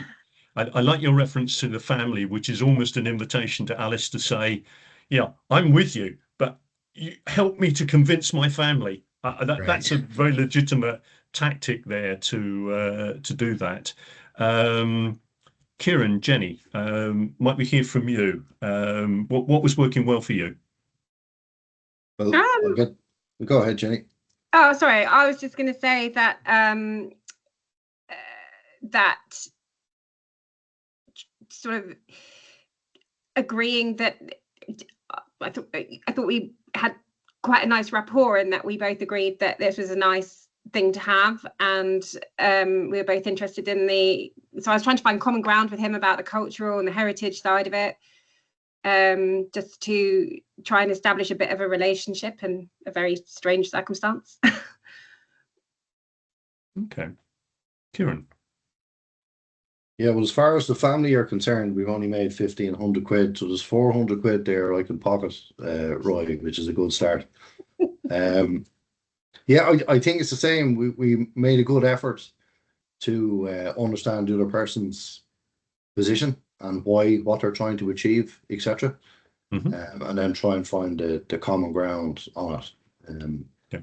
So I want to go back to one point that one tactic you adopted, Alice, and just see how people, right at the beginning, you said, make me an offer. What was your thinking then? I wanted to let them I wanted to let them feel like they have control of the situation. So I wanted to reflect that they're coming at me, so but actually they need me to accept it. So just like a power kind of play thing. Maybe it was used incorrectly. Please let me know. No, I'm not going to say correct or incorrect, but there's a point that I'm making here. But please try it. These are opportunities to try that. When you heard that invitation, Michael, what were you thinking? Yeah, it like caught me off guard at first, of being like, well, because it seemed like the tone was like, well, why am I here? Like, make me an offer and I'll do that. But I was like, wait, no, I'm pretty sure I have the product here. And like, so it kind of started off on this footing, but then she came back with like a really generous offer and was really nice about it. So I guess in a sense, it kind of kept me light-footed. I don't really know what I thought it was going to be like really aggressive at first, but then it ended up like really nice, dramatic, and I got really nice out of it. So kept me on my toes. I guess that's the phrase. But to answer, I guess I'm not answering your question. The first thing of it, I was like, this is not the tone I was expecting. I was expecting kind of like, hi, thanks so much for meeting me. Like, well, we're really interested in this, and like, what do you think's fair? And it seemed more like, okay, make me an offer. And I don't know. Yeah, that could have gone different ways, but I think at first I almost wanted to get combative about it. So there's a challenge in any negotiation, because you need information. You've got to establish, is there a zone of possible agreement? But you feel as though in sharing information, you might be compromising your position. It's what's called the negotiator's dilemma. So you've got to figure out how you're going to handle that. So let me ask, somewhere in the reading you would have come across the concept of anchoring, and I think I mentioned it earlier. Can anybody explain anchoring to us?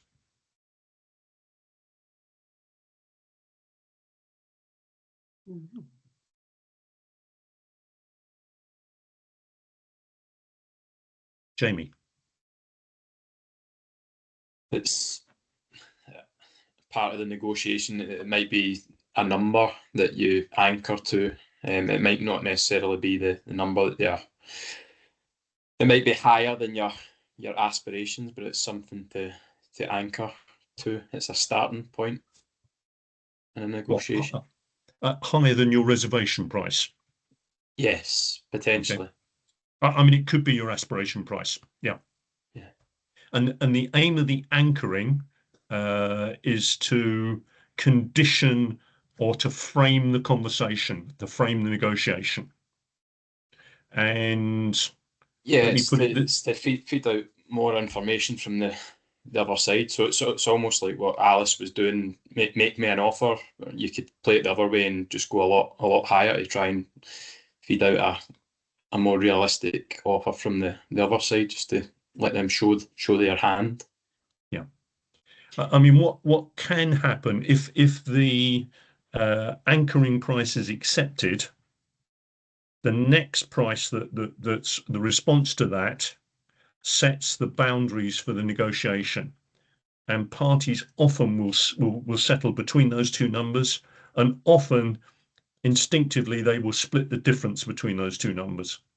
They may do it in steps, so they may get there quickly, but they will be drawn inexorably to that. So the question I want to ask is there an advantage or a disadvantage in making the first offer? I would say an advantage, because you're sort of setting the parameters of where the negotiation is going to go. Yeah, I think that's absolutely spot on, Alana, with the condition that what you propose for the anchoring point is within the realms of reasonable for the other side. Yeah, because if they call that entirely unreasonable, as I did in that earlier conversation, the earlier example I gave you of one of my negotiations, you just push back on that and say that's just ridiculous. If you're going to be like that, we're not going to have a conversation here. So you've got to be careful in terms of how you do it. But what the research suggests is that providing there's a degree of reasonability to it, and you can frame it with whatever language you want, there's an advantage in going with the first offer. So your approach, Alice, I understand what you were doing about that. Make me an offer. It might have been more advantageous to you to say, look, I appreciate somebody's got to start here. We've done our research and it suggests this is a fair number for it, and put it out there. And Michael would then have to either buy into that anchor, or essentially he's got to say, I don't think that's fair because. So Kieran definitely used anchoring with me, because he came in straight away and said, which took me by surprise to say, that the advert had specified 2,500, which put me on the back foot straight away. And then when I made my initial offer, he just stuck there at 2 and stuck to his 2,500, and I had to move again. Yeah. So you'll know about Kieran the next time you come round to meet him. Yeah. And you may laugh, but what you will find in the intensive weekend is you will start building profiles of other people and how they're likely to respond. But that's life. This is the nature of this is the art in the negotiation, in knowing how people are going to respond, how they value things, how they're going to respond within the negotiation. I'm very conscious, guys, of two things. One, that we've overrun the 6 o'clock here. So if anybody wants to drop off, that's I'm happy with that. But if you want to go on, because I know we had a bit of a muddle there, I'm equally happy to do that for another 10 minutes or so, if that's what you want to do. What would you like to do, or shall I wrap up now? Sorry, Roy, could you share with us what the brief actually was from for the seller? Because just for the wider team. Stick it in the chat, will I? Well, let's get one of them to explain to us. Michael, do you want to explain the seller's position? I might have to drop off. I'm sorry. I do have something to go to after this. I do apologize. I hope that's not, That's if that's no problem. appropriate. Yeah. That's okay. Okay. Sorry. Thank you so much. I need Michael. to apologies. Thank you. So I was pretty honest. Like the first bit, I just actually kind of read verbatim that it was a family heirloom, rare 1913, magnificent creation, and that the seller was approached by a representative from the Heritage Center, which is keen to buy the helmet. The second small paragraph is naturally you would like to get as much as possible for the helmet. So you do some investigating on the internet. There's no exact equivalent, but you see similar helmets that are going from anywhere between 1,000 to 2,500 pounds. Before meeting the Mountie, you discuss the sale with your family and decide that 1,500 is your absolute minimum, your walkaway figure, but that you'll try to get more. Start the negotiation at the moment you meet the Mountie. That's it. And let me figure out, Jenny, you were the buyer. Do you want to paraphrase the or summarize the buyer's position? Yeah, I don't have it in front of me, and I read it in about 2 seconds. It sprung on me, that one. But I think the maximum that the buyer was willing to go to was 2,000. So I ended up really close to my maximum. It was very, other than that, it was very similar. It's just a lot of interesting stuff about a helmet. Yeah. So, just in terms of wrapping up, let me ask: are there any other questions or any further issues you wanted to raise in terms of the art and science of negotiation? Kevin, you have your hand raised. It was just to speak to you once you wrap up at the end, if that's all right. Just 1-to-1, if that's okay. Sorry, Kevin, you wanted to speak with me personally? Yeah, if that's all right. Just so you don't rush off. That's absolutely fine. Is there anything more on a general side that we can deal with? So can I just ask? Yes, please. Just go round the room here. Sorry, was somebody wanting to ask something? Yes, please. Sorry, I don't mean to interrupt you. Just regarding if we are back again to anchoring, you said or you mentioned that about that the positive side, if it is like advantage about that. But how about if we can say there is maybe a little bit negative? For example, if the other side makes it the first offer and their anchor, it will be can limit to your options or push you to accept at least favorite deal or something like that.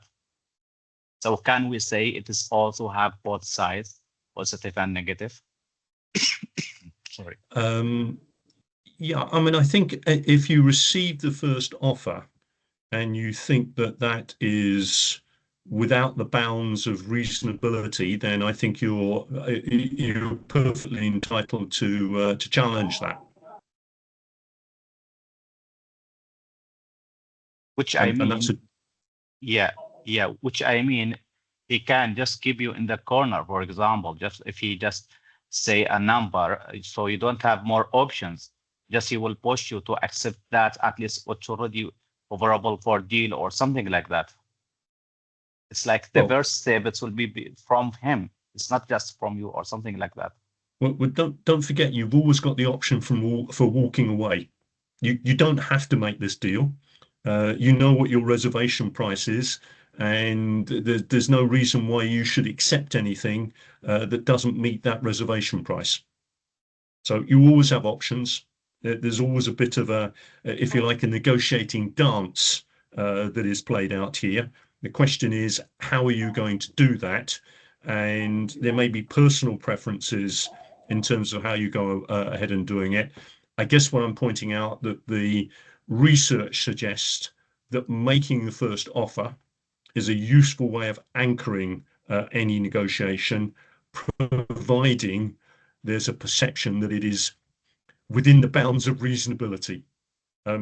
Whether it is or not is within how your opponent is even a wrong way of essentially rephrasing the person you're going to collaborate with for the deal, how they perceive it. And it's how you create that environment, which is important. And you'll get to test this, most especially on the intensive weekend. Okay, thank you. It's clear. Thank you about that. Good. Sure. Were there any other more specific questions? May I just check with you in closing tonight's session?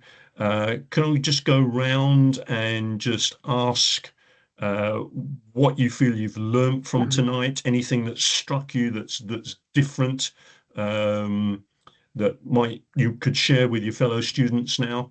I'm going to start with the people I can see on this screen here. Jamie, any thoughts from you?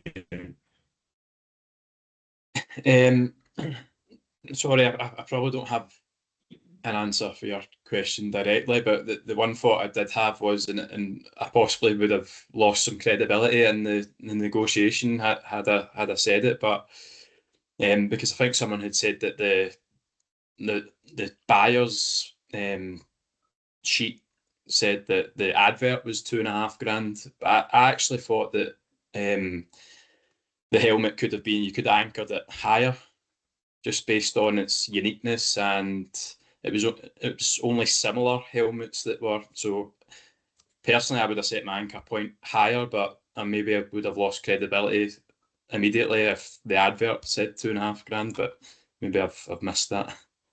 That was my one thought. And Jamie, that's indeed a choice, and you can see how you would have had the prospect to get a better deal because you started with a higher number, but possibly you would have had less chance of actually getting a deal. Yeah, these are the choices you make. Yeah. So I shouldn't really be picking on anybody else. Anybody else that want contribute any thoughts of what maybe was new to them, what they learnt here this evening? Ilyas. Yeah, just find it interesting. I think we negotiate day to day more than we probably take notice of. Whether it's regards to our children, what we're eating for dinner, going out with our friends, etc. And just seeing that exercise and obviously reading through Rafia's documentation, his literature, just about the structure of negotiation is something that probably we maybe have overlooked until this point. Well, I know I have personally, I don't know about the rest of the guys, but it's probably something that I've overlooked, and just now seeing the certain things such as anchor points, which is something that you put into place anyway. Okay, well, this is our budget for this, and you know, you get brought down or you get taken up from your set budget. If it's going on holiday, for example, with your family, you may have to negotiate and these kind of things. So it's just interesting to see the structure of it and see the theory behind it, really. I think that would probably be my takeaway point. Yeah, thank you for that. And I'd encourage you to, complete the reading, think about what it might mean, and then put it into practice in the negotiation way, in the intensive weekend, because that's the opportunity to kind of cement practice and theory together. And you may develop not only new skills, but new ways of looking at both mediation and negotiation. Any other contributions?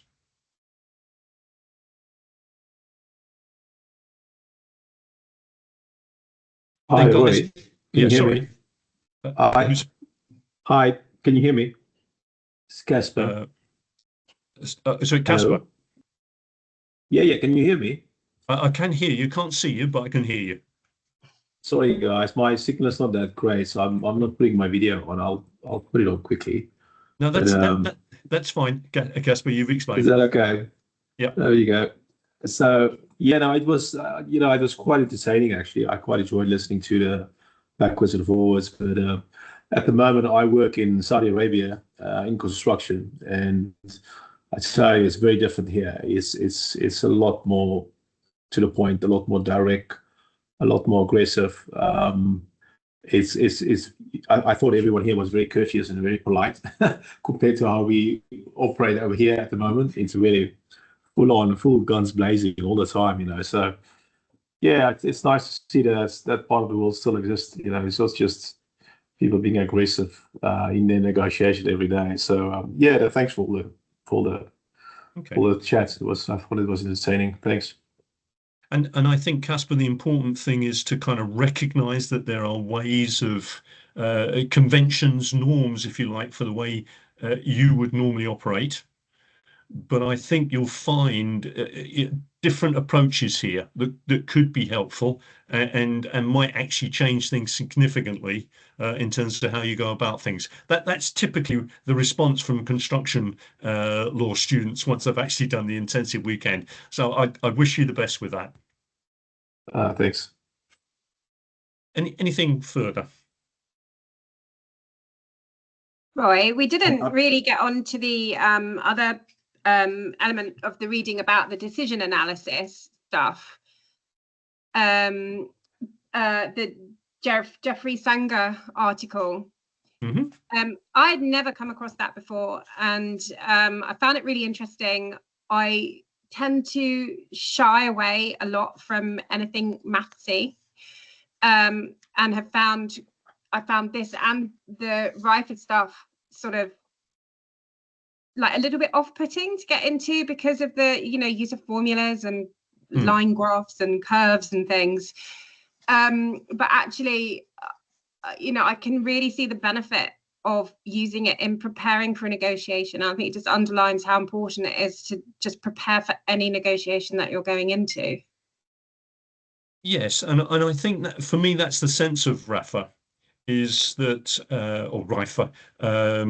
There's the art stuff, and we can get better in how we manage those social interactions, and this is part of the practice that you'll get on the intensive weekend.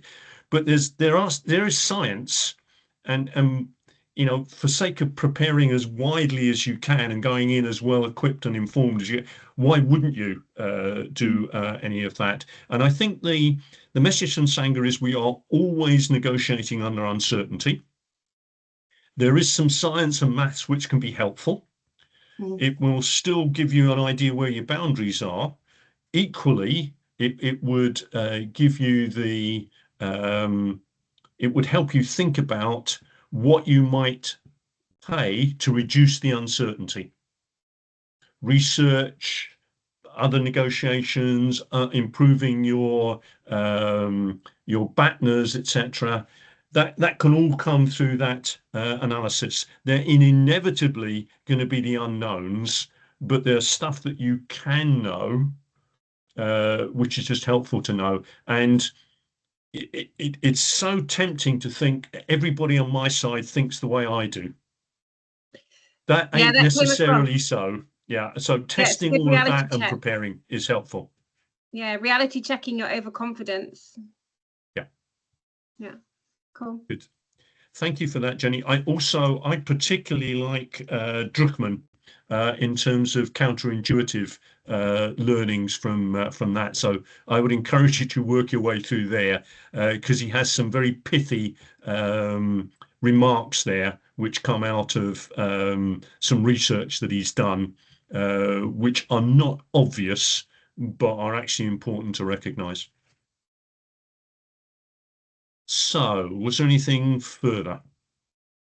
Yes, Roy. I had one on one of the 10 organizational questions, and it was the consequences of no agreement. I tend to get involved quite often in design service agreements, and one of the aspects that we always have is that the consequence of having a delayed agreement, because that then impacts on time, it then impacts on deliverable. So again, depends on where your positioning is. You want to get that agreement done as quickly as you can. So again, that's something that we encounter that quite often. The delayed agreement, which impacts delivery. Yeah. And I imagine if you know that that's going to be a challenge, there are things you can think about that might put you under less pressure because you know those are going to arise in your negotiations. Okay. So, anything further?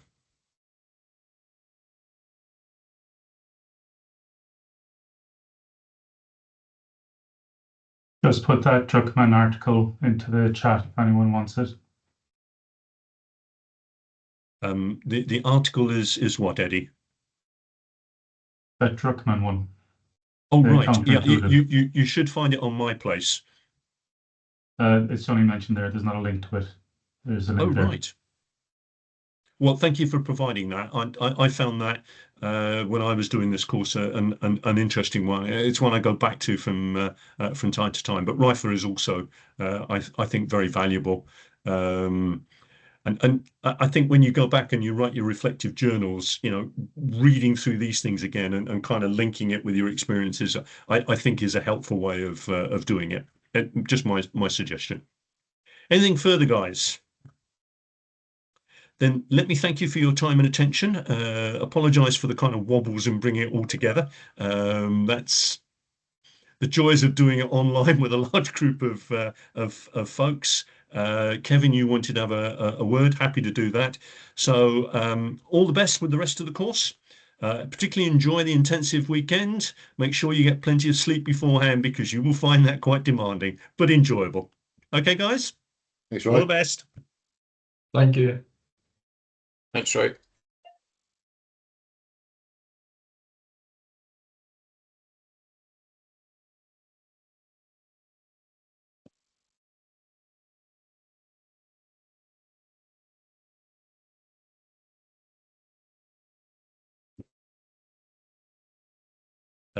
Sarah Lisa, are you going to drop off the call? You're muted.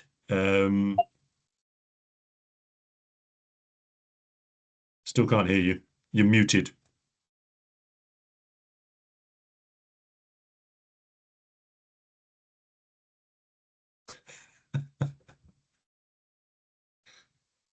No problem. I suspect you can hear us. What we were expecting is you would drop off the call, and I was going to have a conversation with Kevin. But was there something you wanted to ask of me?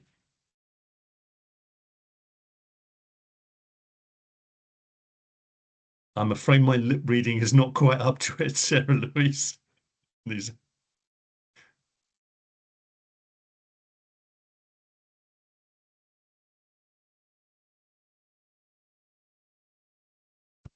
There we go. Sorry about that, Kevin. No, you're fine. It was just because as a late registered student for the classes and such, and then getting put onto the class, it was just to say that week 1, week 3, and I think other reading it's just catching up. I was just wondering what you would recommend for what to have. See, because this week was like kind of just jumped straight into the kind of week 5 and certain readings, because to prepare for the intensive skills day that you're talking about, I was just wondering what you would recommend to have read, and of what you can pinpoint to me for So a few weeks late. Yeah, this is the 3rd seminar, but you've not done one and seminar 1 and seminar 2. It's quite late joining, late register, because I see how it's the same with other classes because there's 2 other ones I need to do, so that's the problem. Well, I think the intensive weekend. Are you construction law or construction law? Yeah. Okay. So I didn't get the buyers and sellers, but I do have the intensive skills days part there that I can see.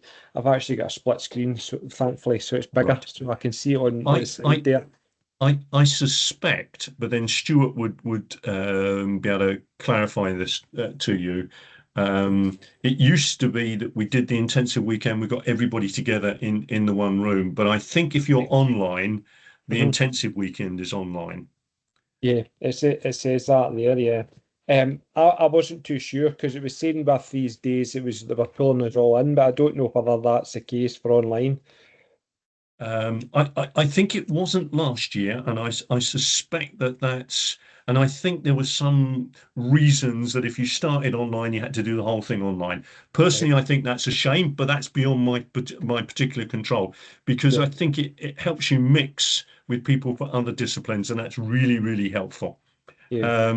You'll find the intensive weekend there are a whole lot of quite practical exercises that you'll get to do. So you can kind of approach those and take them just as they come and respond to them. So in that sense, as long as you've read what has to be read for the intensive weekend, because there's some prescribed reading there, you will be able to function on that weekend.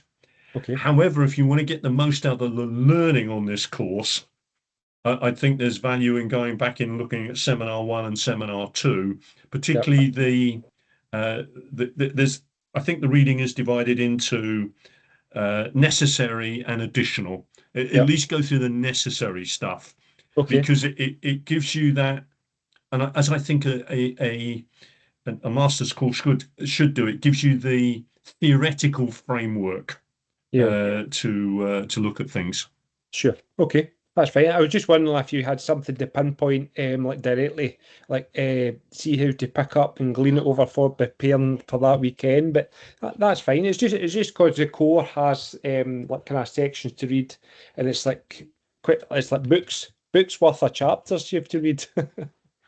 But that's what it was like when I graduated with my law degree as well. So. The more you can absorb, the better it will be. I mean, it really, and I think it should be. It's an attempt to blend experience with the theory, and if you get to engage with both of those, you will come out with a deeper, richer experience. Definitely. Okay. Thank you. How did you find tonight, even though you got jetted into it at the last moment?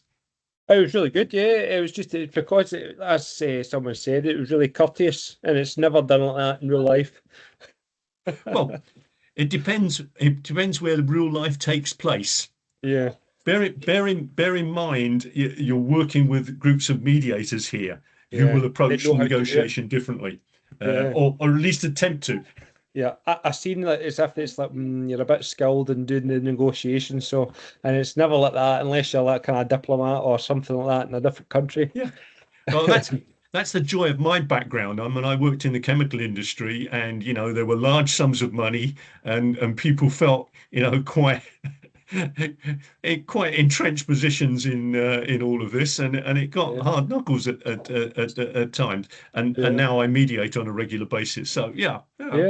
It's different. And then I think that someone had said when they were from Saudi Arabia, I can imagine what it'd be like with negotiating there and big deals and stuff. So, and it'd never be always courteous. That's great. Thank you. Thank you for your time. Pleasure to meet with you. Success in the rest of your degree there. Definitely. Thank you very much. All the best. Bye-bye. Bye.